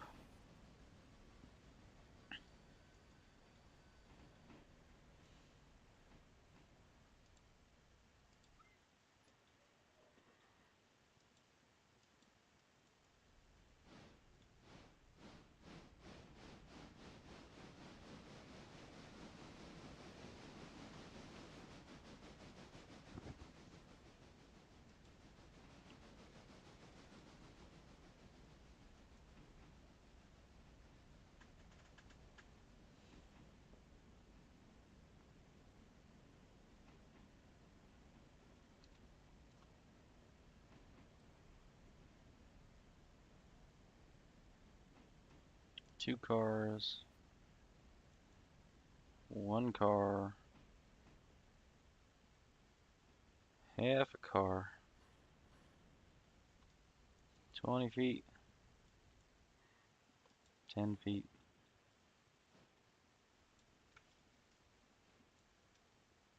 5 feet, blam.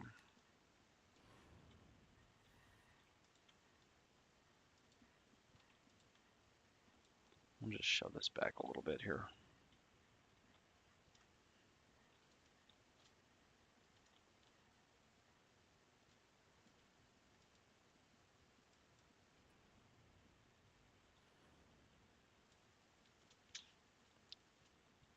Now, there we go.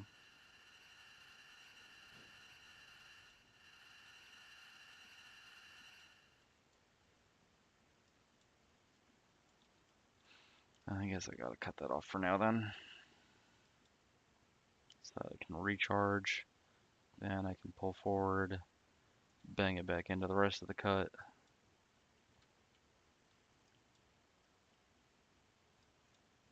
Come on. Come on, sweetheart. There you go. Boom. This is all because of that one car that derailed. Oh man. Angle cock open all the way at the end, of course.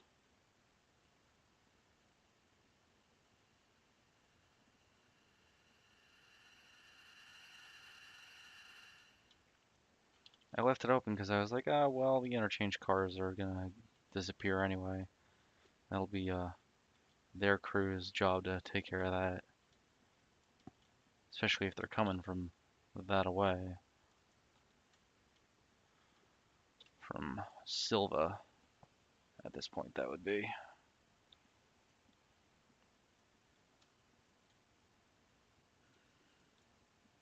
And all this just because I want to shove these cars back just like to here.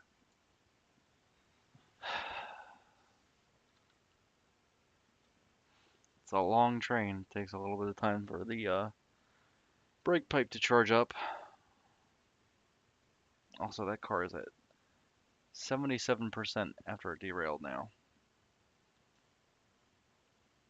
Yikes.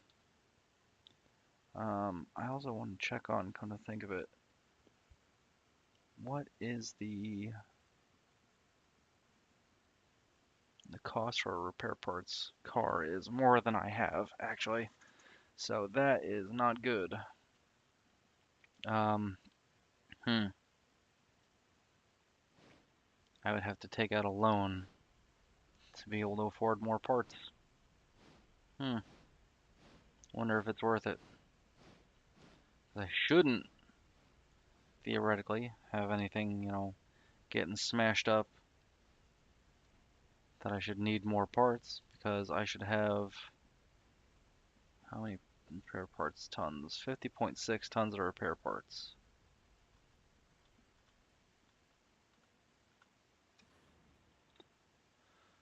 Hopefully that would be enough. But you know what? I don't know if it's going to put me in the negative or what. But I'm willing to find out.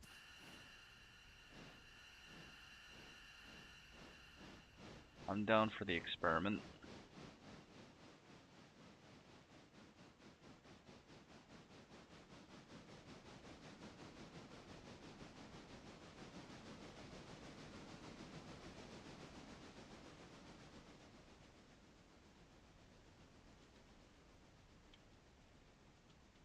let's see.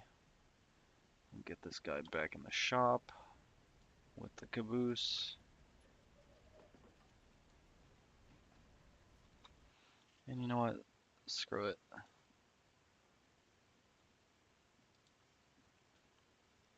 I'm here. Guess I'll just fuel up now.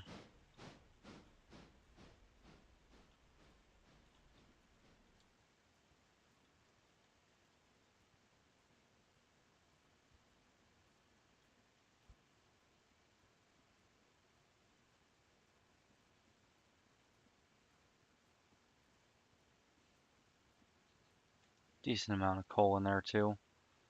I don't think it's anything to be concerned about,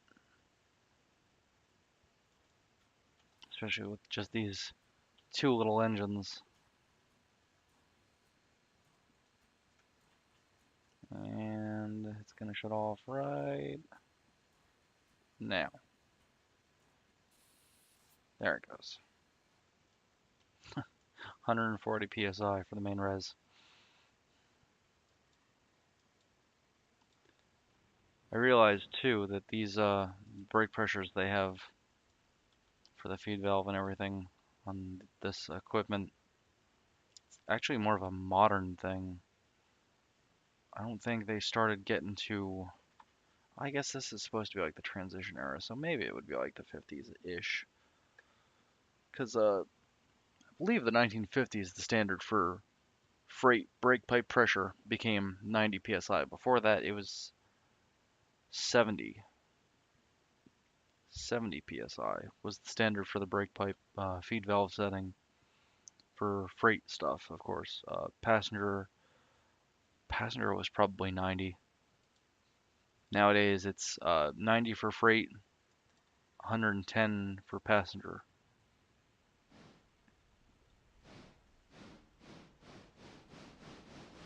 Oh, whoops, I gotta pull forward. And of course, the modern feed valves and the brakes, the brake valves and all that stuff, the distributor valves or triple valves, some people still call them that. They allow for, when you set them to the passenger setting, they allow for a graduated release of the brakes, which is if you notice how when I apply the brakes here, it takes the brake pressure down from 90 to, you know, whatever I set it to, 60 here. And then if I release it a little bit, it's still at 60. What gives? You know, if I take it all the way back to the release position, then it starts charging back up to 90. Well, passenger stuff allows you to gradually cut it back. So if I'm at 45 here, if I pull it back a little bit, it'll go back up to 50. Pull it back a little more, it'll go up to, you know, whatever. It'll just keep going back up slowly as you gradually release the brake handle. This stuff, of course, you can't do that. But that also only works with passenger cars with the proper equipment to receive that that air pressure. You can't do it with freight cars. They have to have the specific type of triple valve in them for that to work, at least along the train line. I don't know if Amtrak ever installed them on the Autorex that they use for the auto train. That's something I think about sometimes. I don't know if they can do graduated release on the auto train for that reason.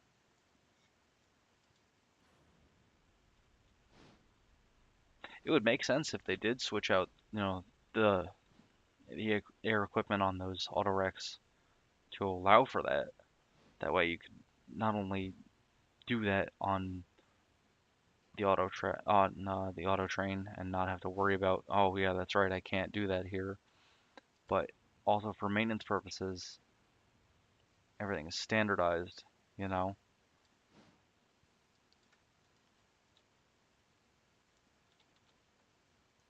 It's already the equipment you're used to instead of having to learn how to the freight valves work.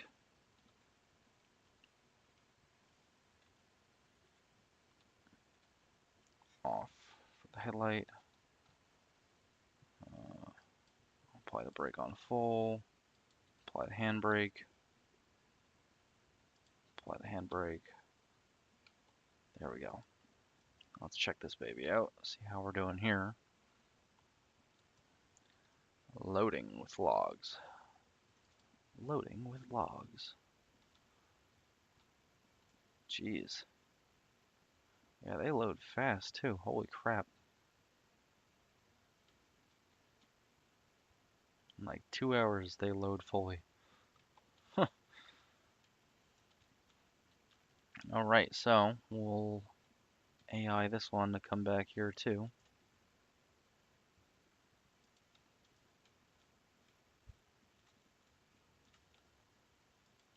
And I guess we'll take the journey there too, right? Might as well. Hop in the cab here. Take a little trip. Take a little trip.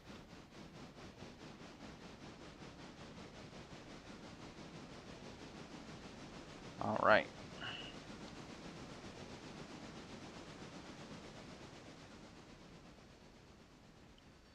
Get rid of that.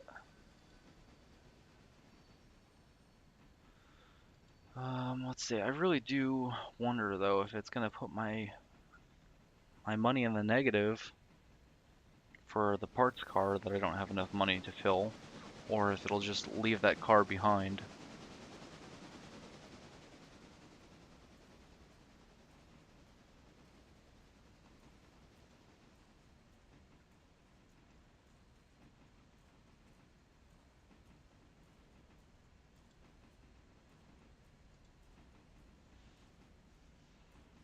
Just fast forward time just a little bit here.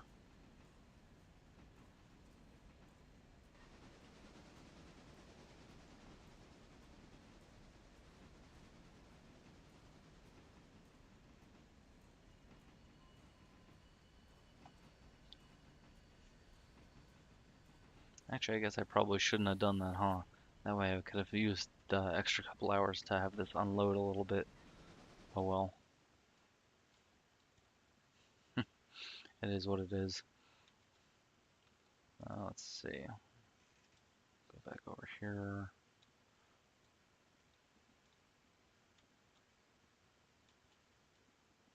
Something interesting I noticed too is when you put stuff in the shop, they automatically oil it. You don't have to do it. It's a nice little touch.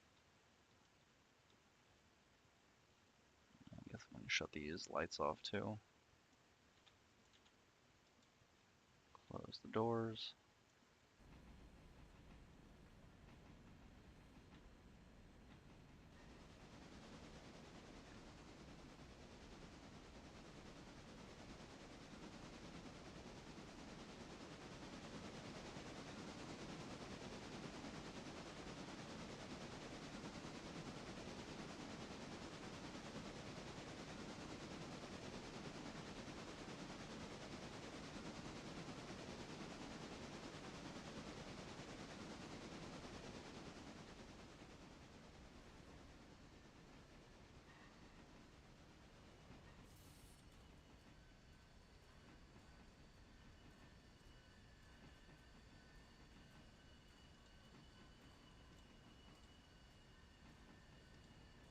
There we go. Actually, I think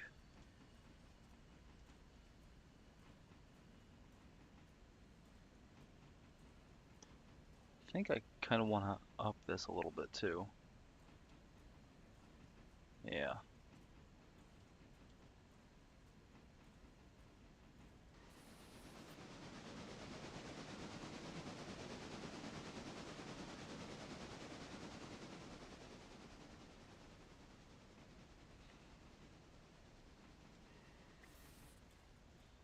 Up the wear and tear rate and the oil use rate just a little bit.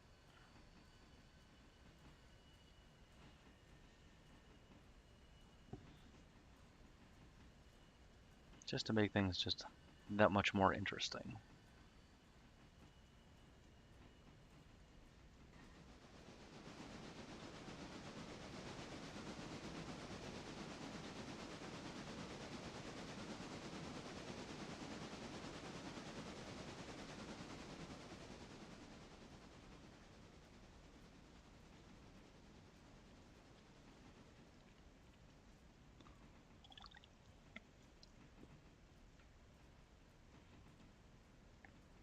This is such a short distance, but the trip always feels so long because you're stuck at like 25 miles an hour, which is only 10 less than, like everywhere else on the route, but it's amazing how much that 10 miles an hour can really make a difference in how fast it feels like you're going, how long things feel like they're taking.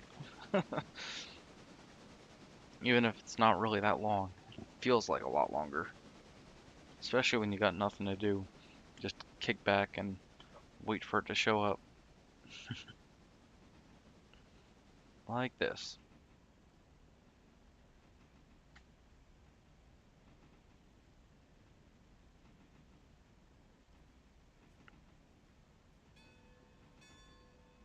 I guess we're getting up to the Y.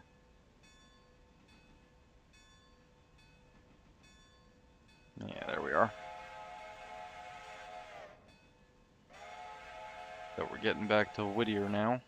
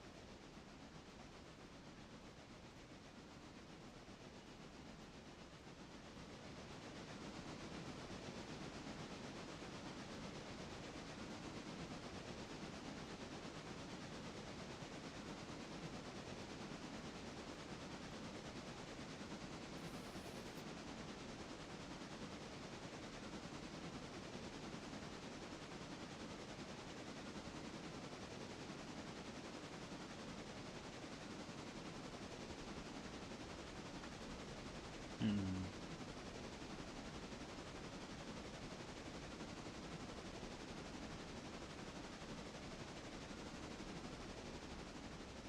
Alright.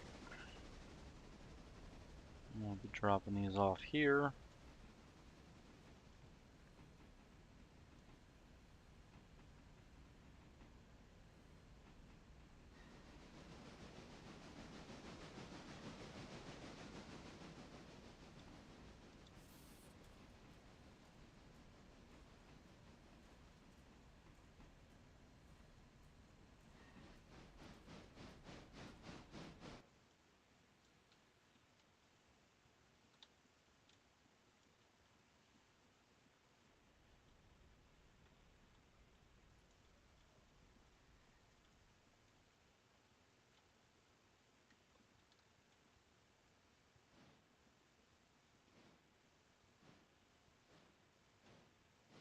Of course, now another car is able to go back to the interchange again, too.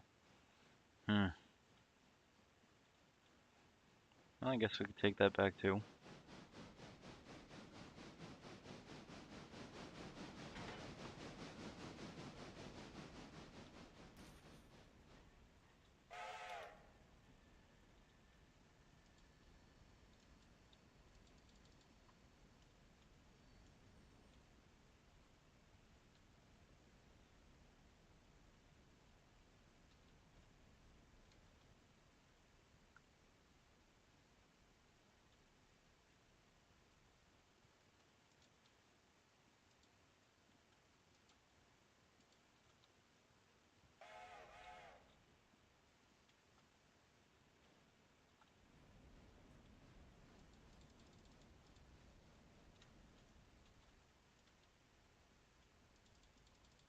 Hmm.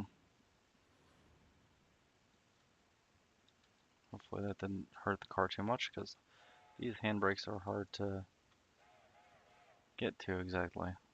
Oh well.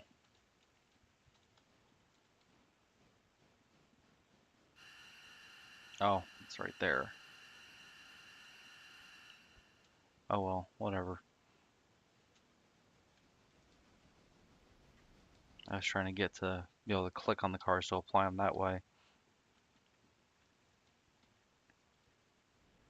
But the logs don't seem to count as part of the car, and neither does like most of it, I guess.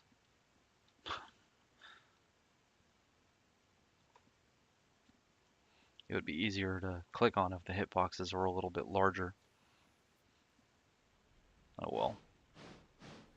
It was my fault for being a dumbass anyway. I shouldn't have kicked them like that. Alright. This last car for the day at least.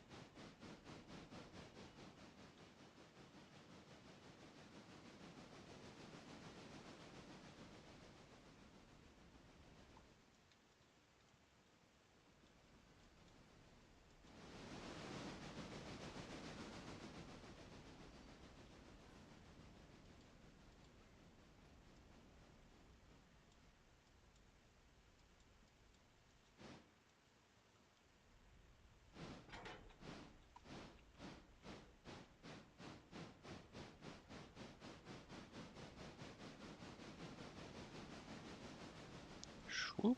Kick it up the hill.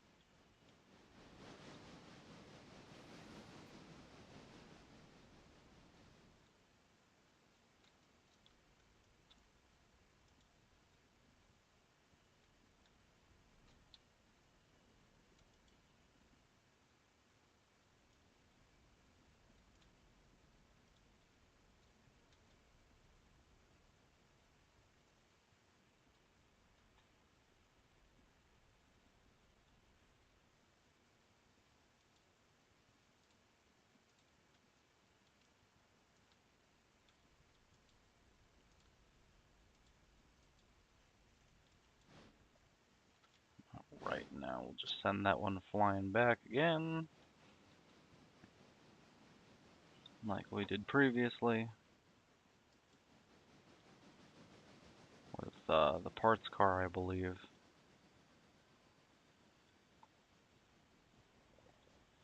I don't know if it was the parts car actually, or if it was the other car from the sawmill.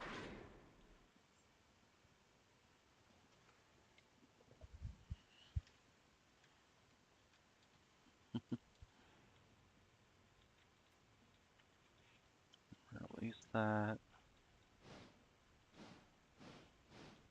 Line that.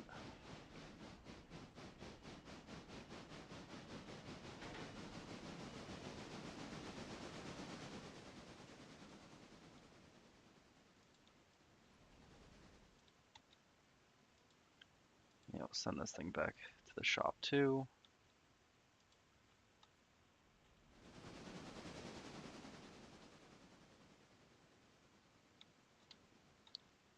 Or not. I guess. No. Screw it, I guess. I guess I didn't click on that switch after all. Or I did and it just doesn't care. Who knows? That seems to happen to me a lot in this game too. I swear I've heard the sound. Swear I saw the thing move, but it ends up not being thrown. Or it throws itself back. Who the hell knows? If I had eyes everywhere, I'd have seen it, but alas, I don't. So, oh well.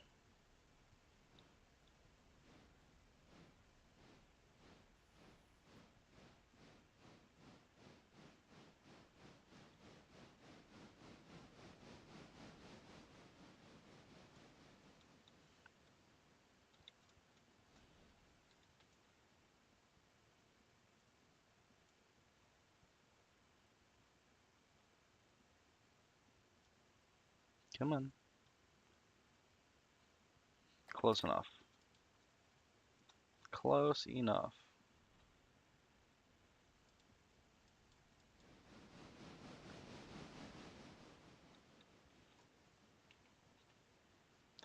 The only reason why I was picking out individual cars at this point to, you know, throw them back at the interchange was just for the little bit of money before that car gets picked up and might put me in the negative. Actually, I don't even know if I get charged for it until after it's brought back. I'm not sure, but I guess we'll see.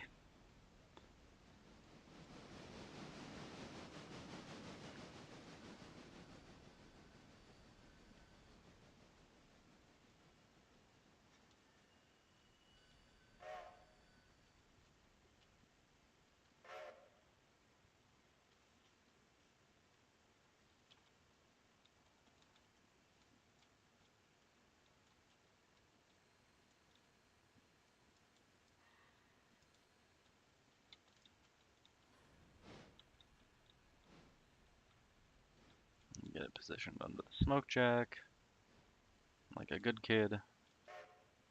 There we go.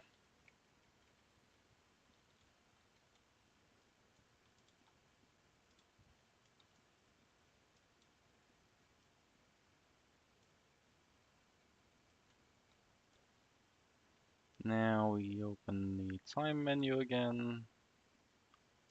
Where are you, time menu?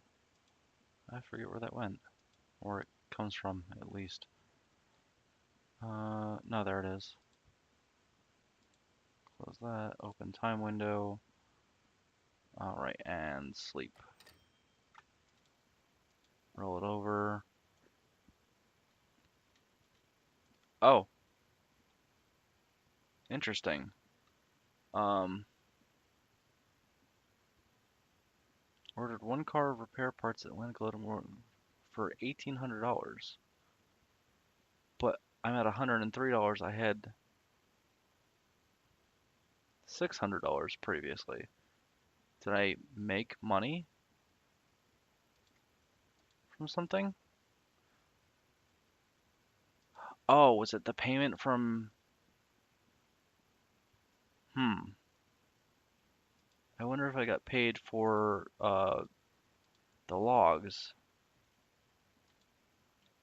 I wish I knew.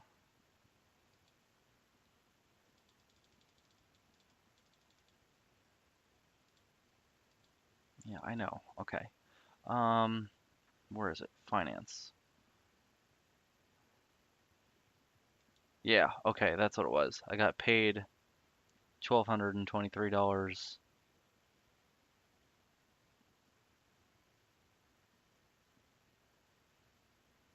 Yeah.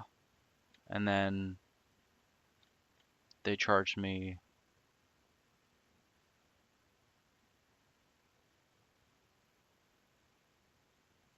Huh, interesting. Well, I guess I won't be getting a full car of repair parts back then, but oh well.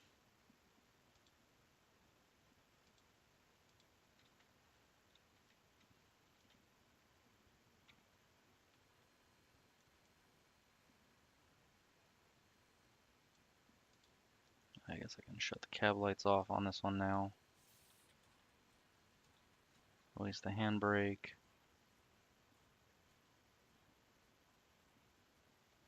Now this one, Actually, which one is it? Yeah, no, 2 is going to be the passenger engine still, so let's see, AI waypoint. I'm going to uncouple from the caboose.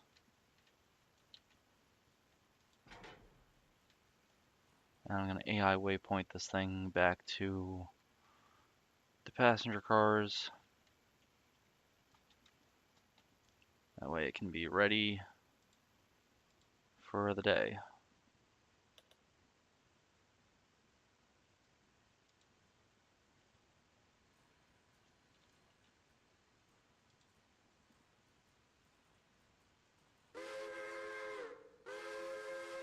And let's see, gotta set it for, really? Change the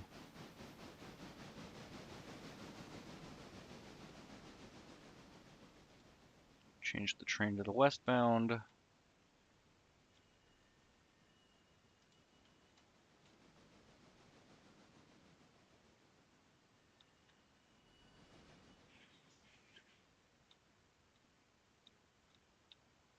I gotta do that for the passenger cars too.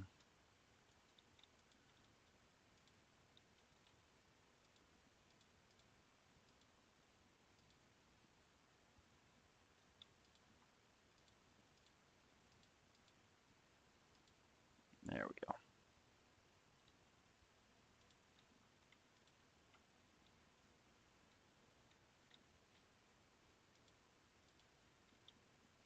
I just realized I never applied the handbrakes. Oh well.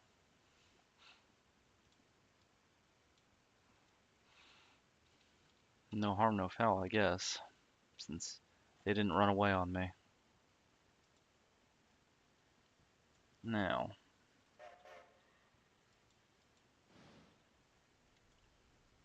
I'm gonna hook up to the caboose.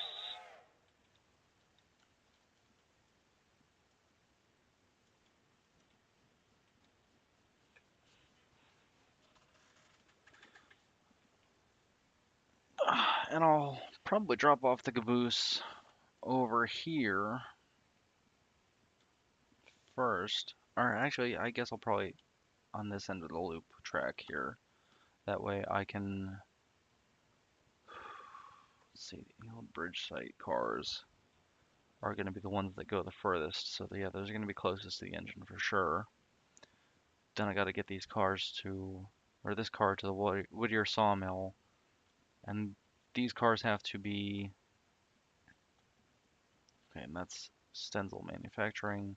Okay, so what I'm going to do is I'm going to drop the caboose off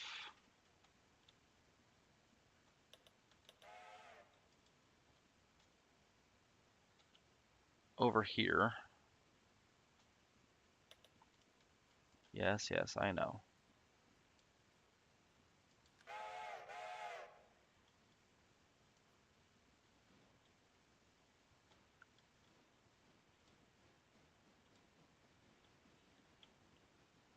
And then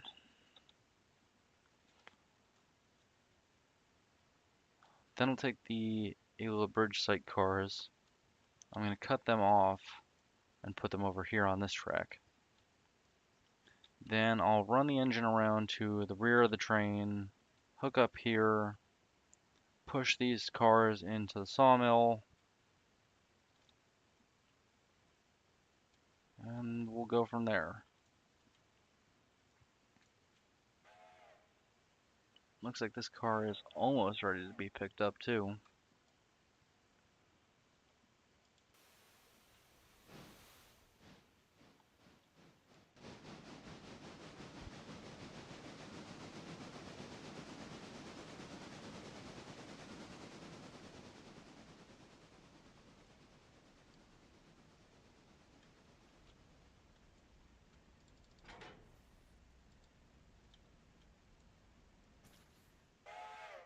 Aw, man. Right, because it didn't. Oh well. Guess I'll do it the old-fashioned way then.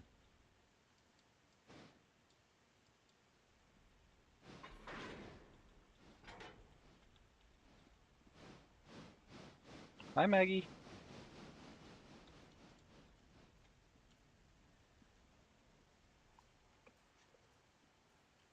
Hi, Maggie.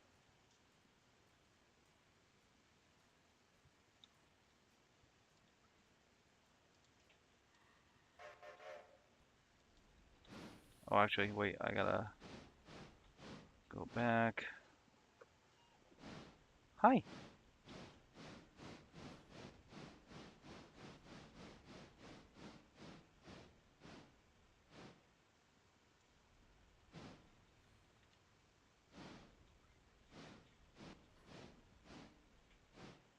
Just driving with reckless abandon here.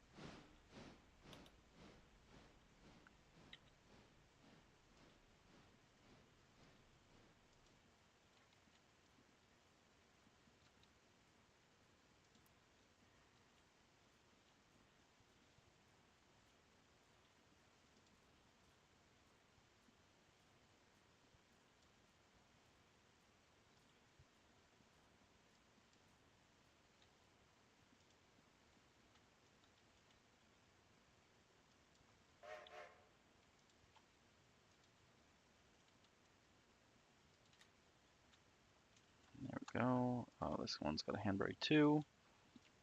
Alright, yeah, we'll pull these cars off. Pull forward a little bit first. So these cars are closer to the end of the track.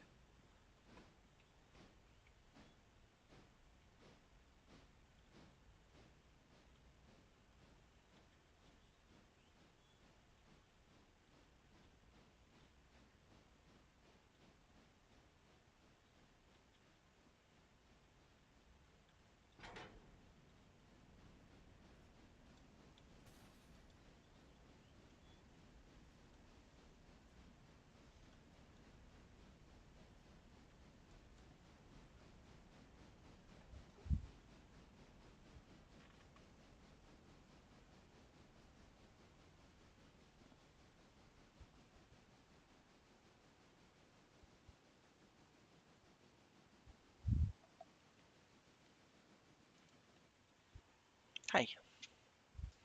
Oh, I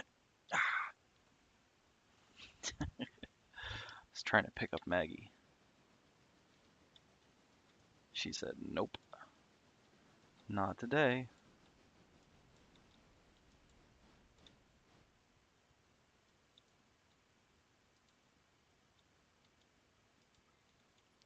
Oh, right.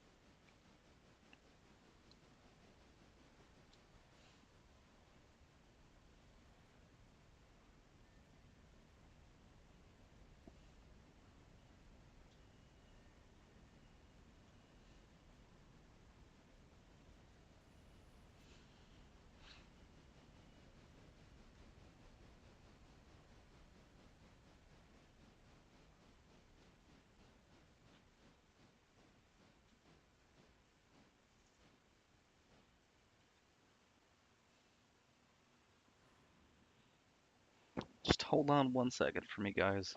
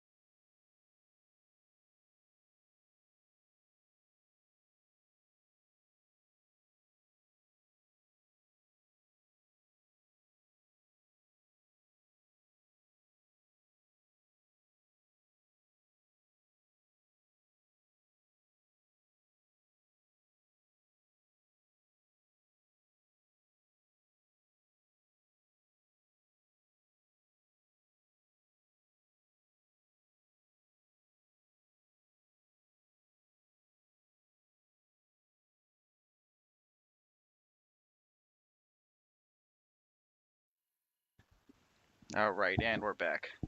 Sorry, Maggie's belly feels a little bloated. I don't know if she's maybe pregnant. I hope not.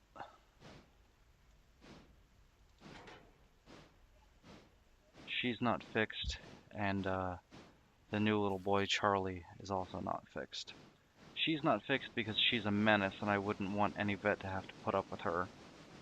And he's not fixed because he's only just turning a year, like right around now.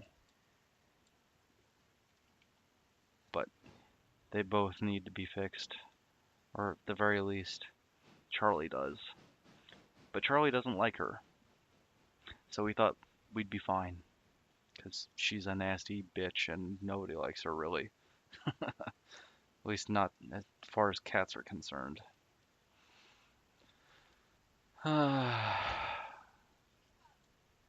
Just another thing to worry about.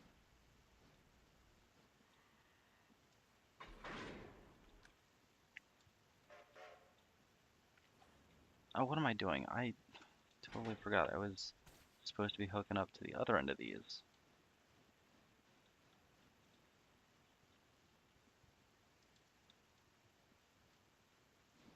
There we go. Now at least set it to do that.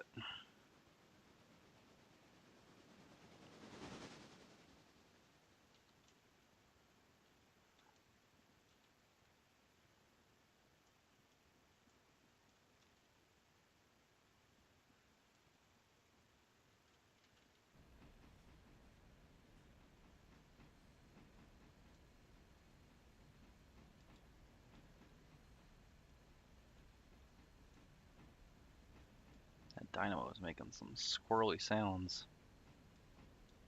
I don't know if you guys can hear it too.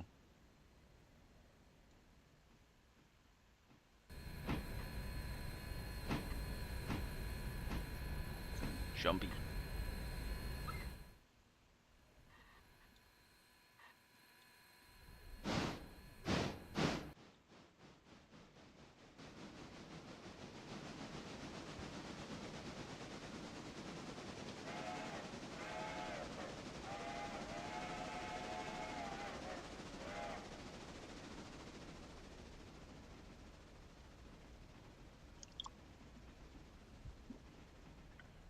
Alright, and while this train is running around real quick, I am gonna take it upon myself to go use the bathroom. I will be back momentarily. Enjoy the train in the meantime.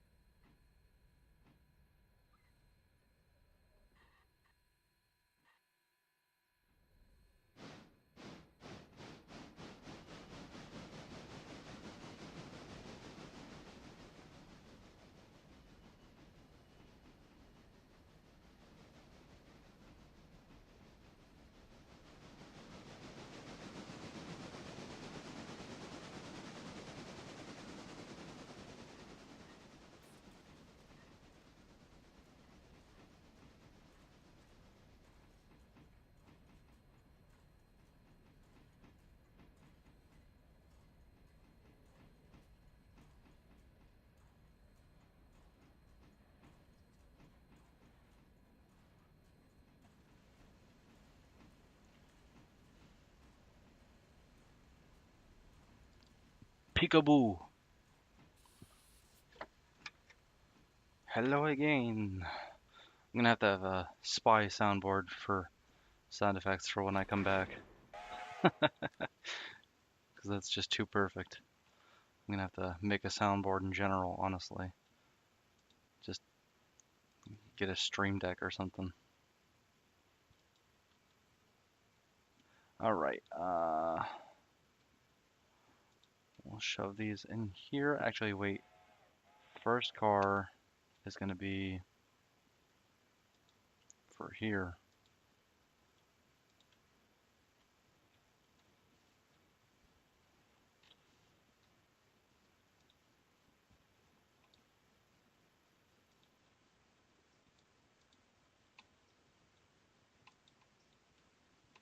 Would be nice if I could get this thing full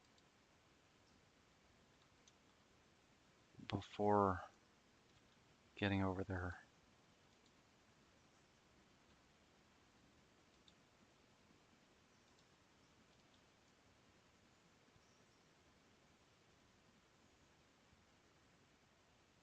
Yeah, I think that should do it, right?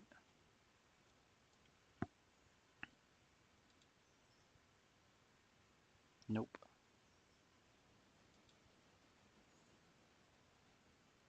What is it, 70 tons?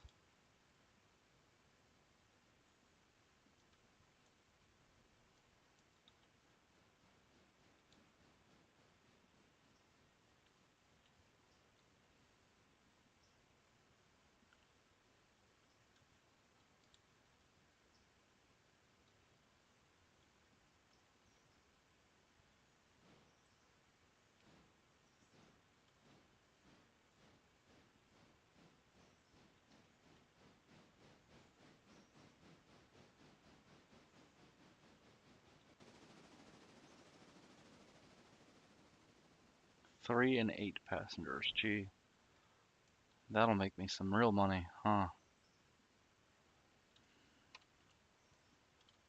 Starting to understand why so many railroads were like, yeah, passenger stuff just isn't worth it. Good God.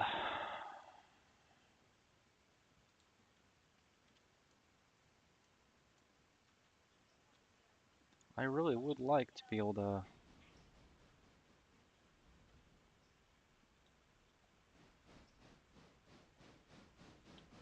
I really would like to be able to just go ahead and, you know, hook up to this car as it's full and ready to go. 5 minutes?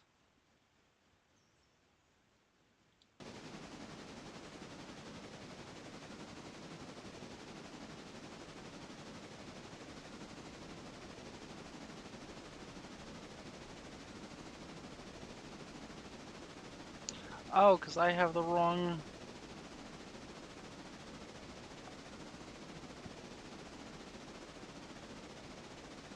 No, that is the westbound, right? Yeah, that would be the westbound. I was gonna say, because I have the wrong train symbol for it, but no, I don't. So,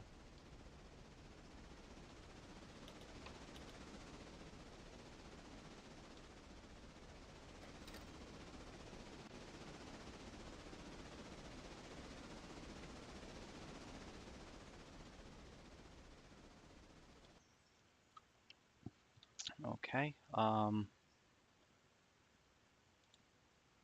Wait 15 minutes. Is that it?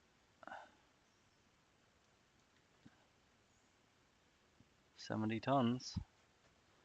70 tons of wood chips. Is that not full?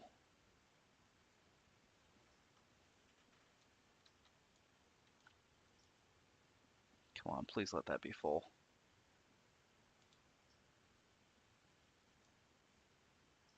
Oh, man, I was hoping to be able to just pull that out while I'm here, but of course not.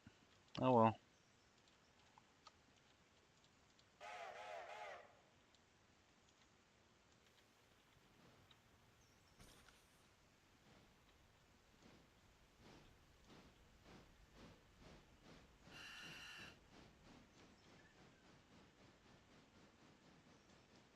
Let's see.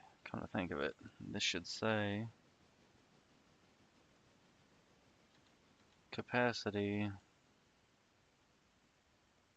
140,000 pounds.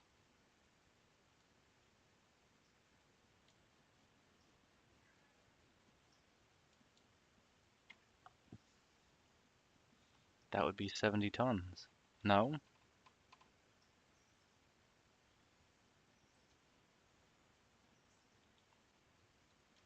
Because otherwise, at that point, you're technically overloading it. You overload it like that, you can do some serious damage even. You don't want to do that.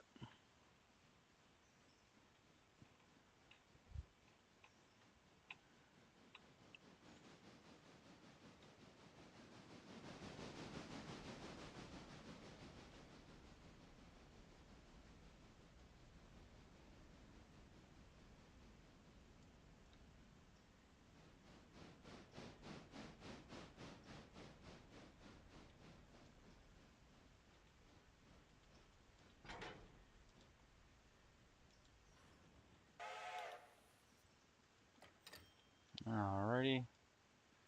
There's those cars delivered. Um, Not worried about that just yet. But let's see. We'll take this back. AI waypoint, yep. Go back to this. Drop this off here.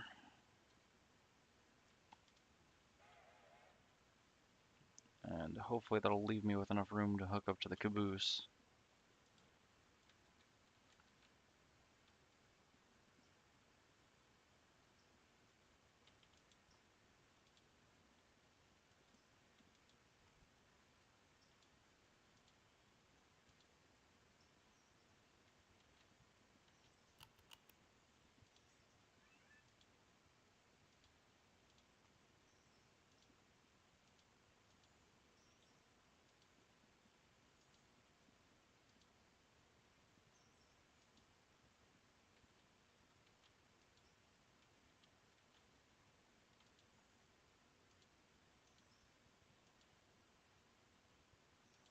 There we go.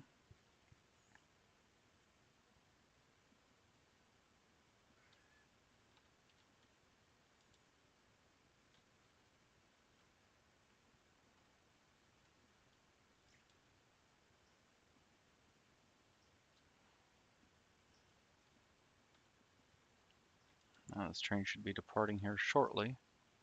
12:36, so about 10 minutes.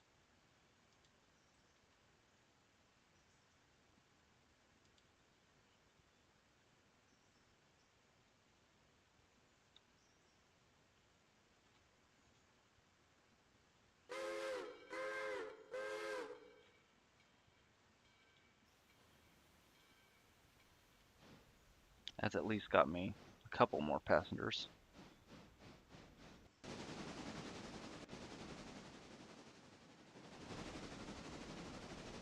Maybe I should move that out of the way, huh?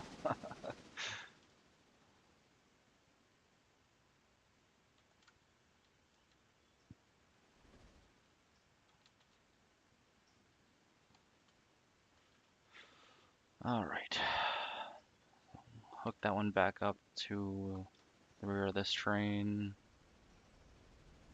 Get the caboose on the rear. And we take off.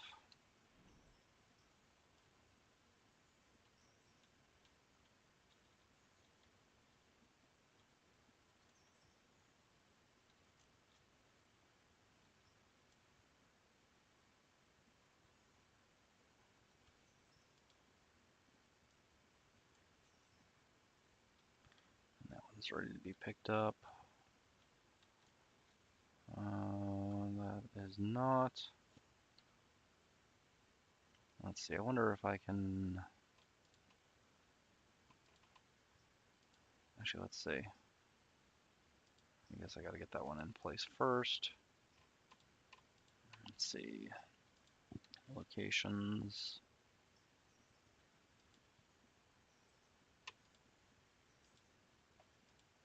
Do tier 2 for these.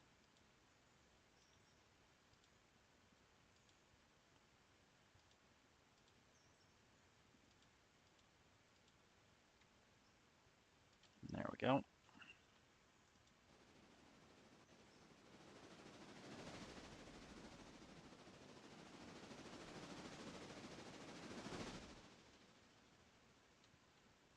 I should probably set up a second passenger service too. Oh, that one's also got to get picked up. Okay.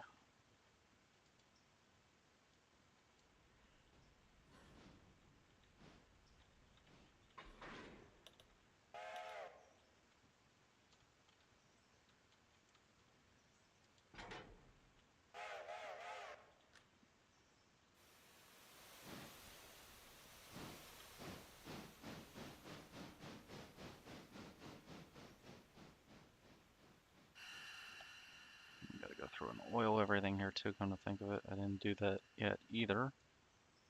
Some of the stuff's a little low. Want to make sure we don't catch anything on fire on the trip. That one was very low. So is that one.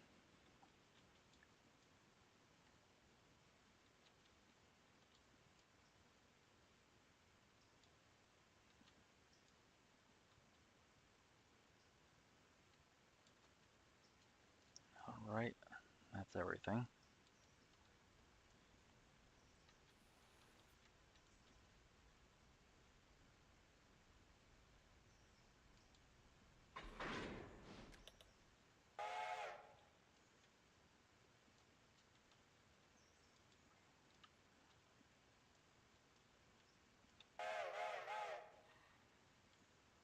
This one should be relatively quick today. Because there's not so many cars.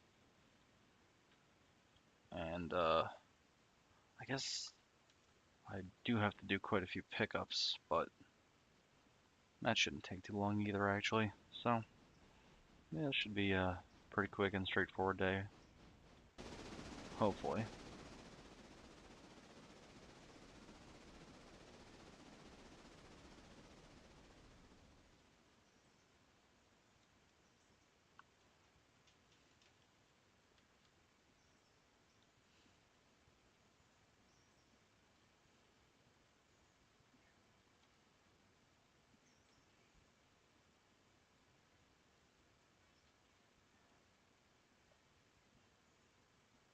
Here comes the passenger train.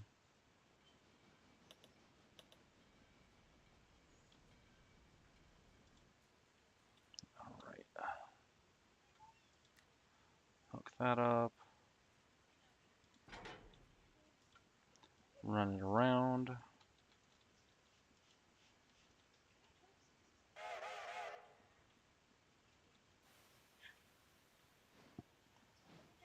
Chassis. Oh, hi, Tucky. Hi, bud. I didn't realize you were down there. Come here, Chessie.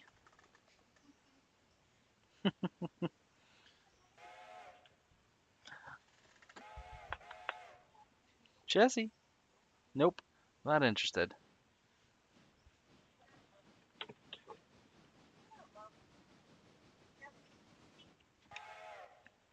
What? What'd you do?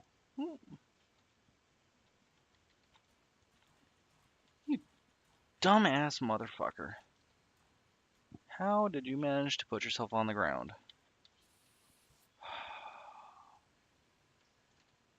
Great job. 83%. Thanks. Thanks for costing me money.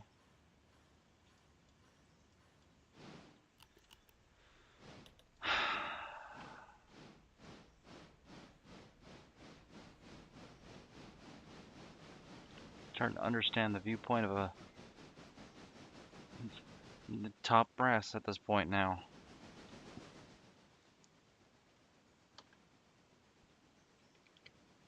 What are we going to do next time? Check our clearance? Right. Very good.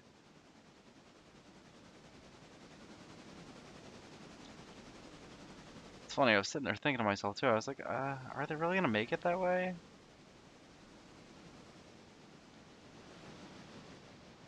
I thought maybe they had a chance. Turns out they did not. Go figure.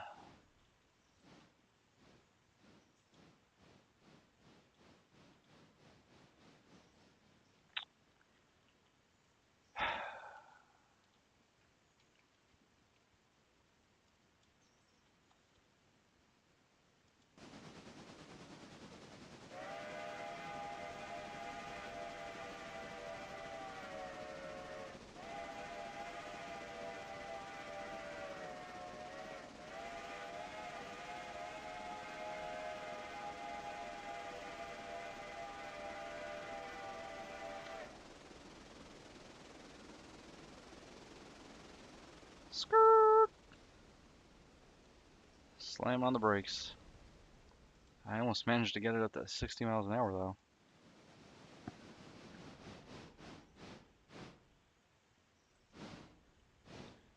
Probably gonna start feeling this thing taking a hit in the power department now though. After the stunt the AI engineer just pulled. Fucking derailing because they tried to sneak around here.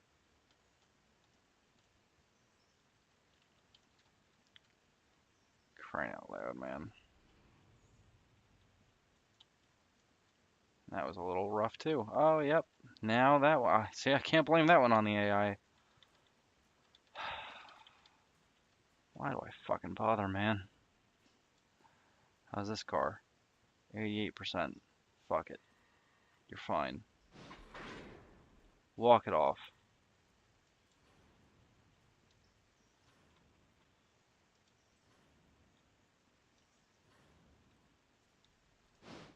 %70 and 83% for the tender and engine, respectively. Well, I guess it's a good thing I ordered more parts. I wasn't going to, too. I was just like, oh, well, shouldn't have anything getting slammed and run into the fucking ground. Yeah. Now that you said that, actually, take this one up your ass. Fuck you.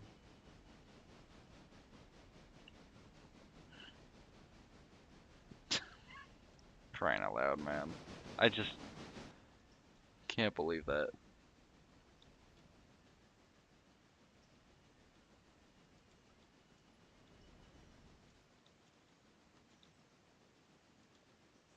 How's the caboose? Caboose is at 100%. So the caboose didn't take any damage when they tried to clear the caboose and didn't. But the engine sure as hell did. Yeah, and I can feel the lack of power there now too. She is not happy.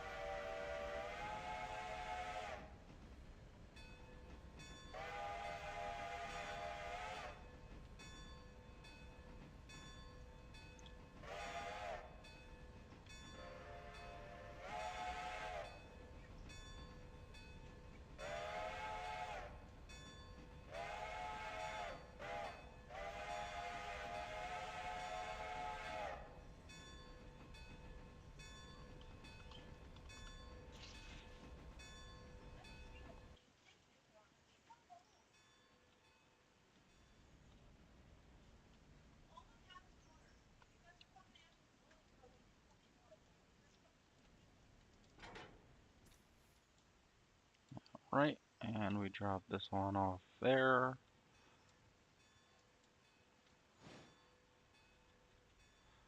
And let's see, I guess I'll take that one back too. I wonder if I could just...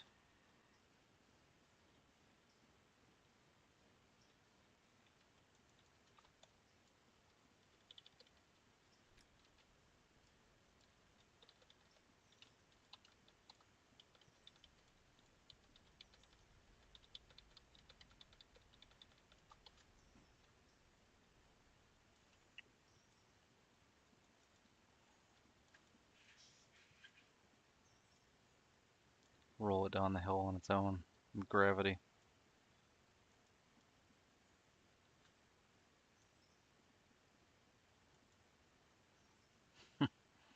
It works. If it's stupid and it works, it's not stupid.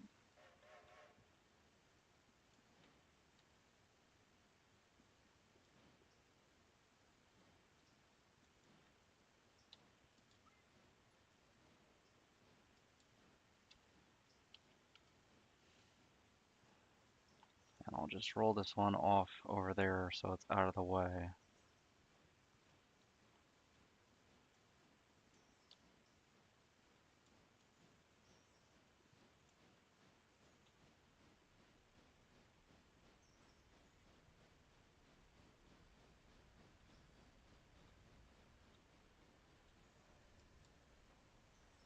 Come on, come on, come on.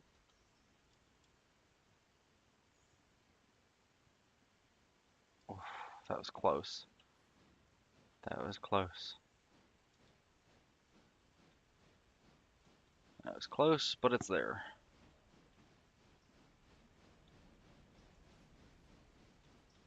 Got there in the end.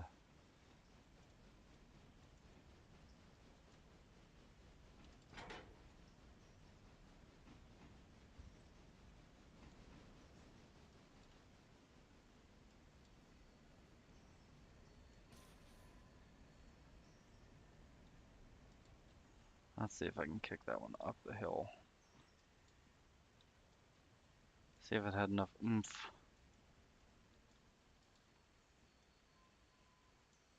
Yeah, I think it did.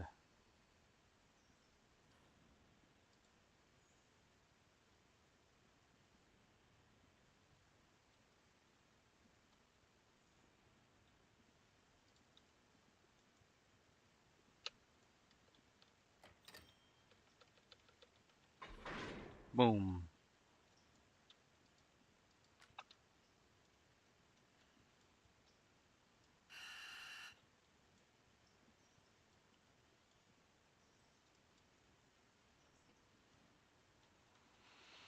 Alright. Now we just gotta drop these cars off at the bridge site, which I'm gonna have to run around at Ayla to do.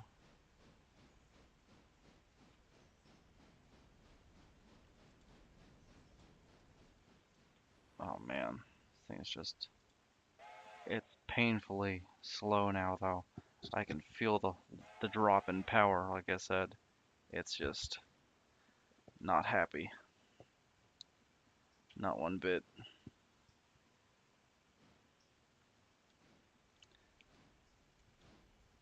But it is 4 o'clock, which means the stream is coming to a close here. So I'm just gonna make this hook and then we'll cut it all off. So if you like the stream, please drop me a like. If you like my stuff and you want to see more like it, give me a subscription. I would greatly appreciate it. Trying to grow the channel here a little bit. If you have a favorite locomotive, go ahead and drop that in the comments. I'd love to hear what you have to say about stuff like this. If you have ever volunteered for a railroad, a museum, or worked on a short line, tell me about some of your experiences with that stuff down in the comments too, because I love hearing about that sort of stuff. The real thing, you can't get enough of it. This virtual stuff, it's cool and all, but nothing beats the real thing. So with that, I thank you for showing up and watching the stream, and I will see you on Friday for Friday Fun Day. We'll see what that has to offer, because I don't really have anything planned just yet, but I'll come up with something. Alright, there we go. Made the hook. Yeah, she is not looking good. Alright. Well, I'll see you guys on Friday. Have a good night, and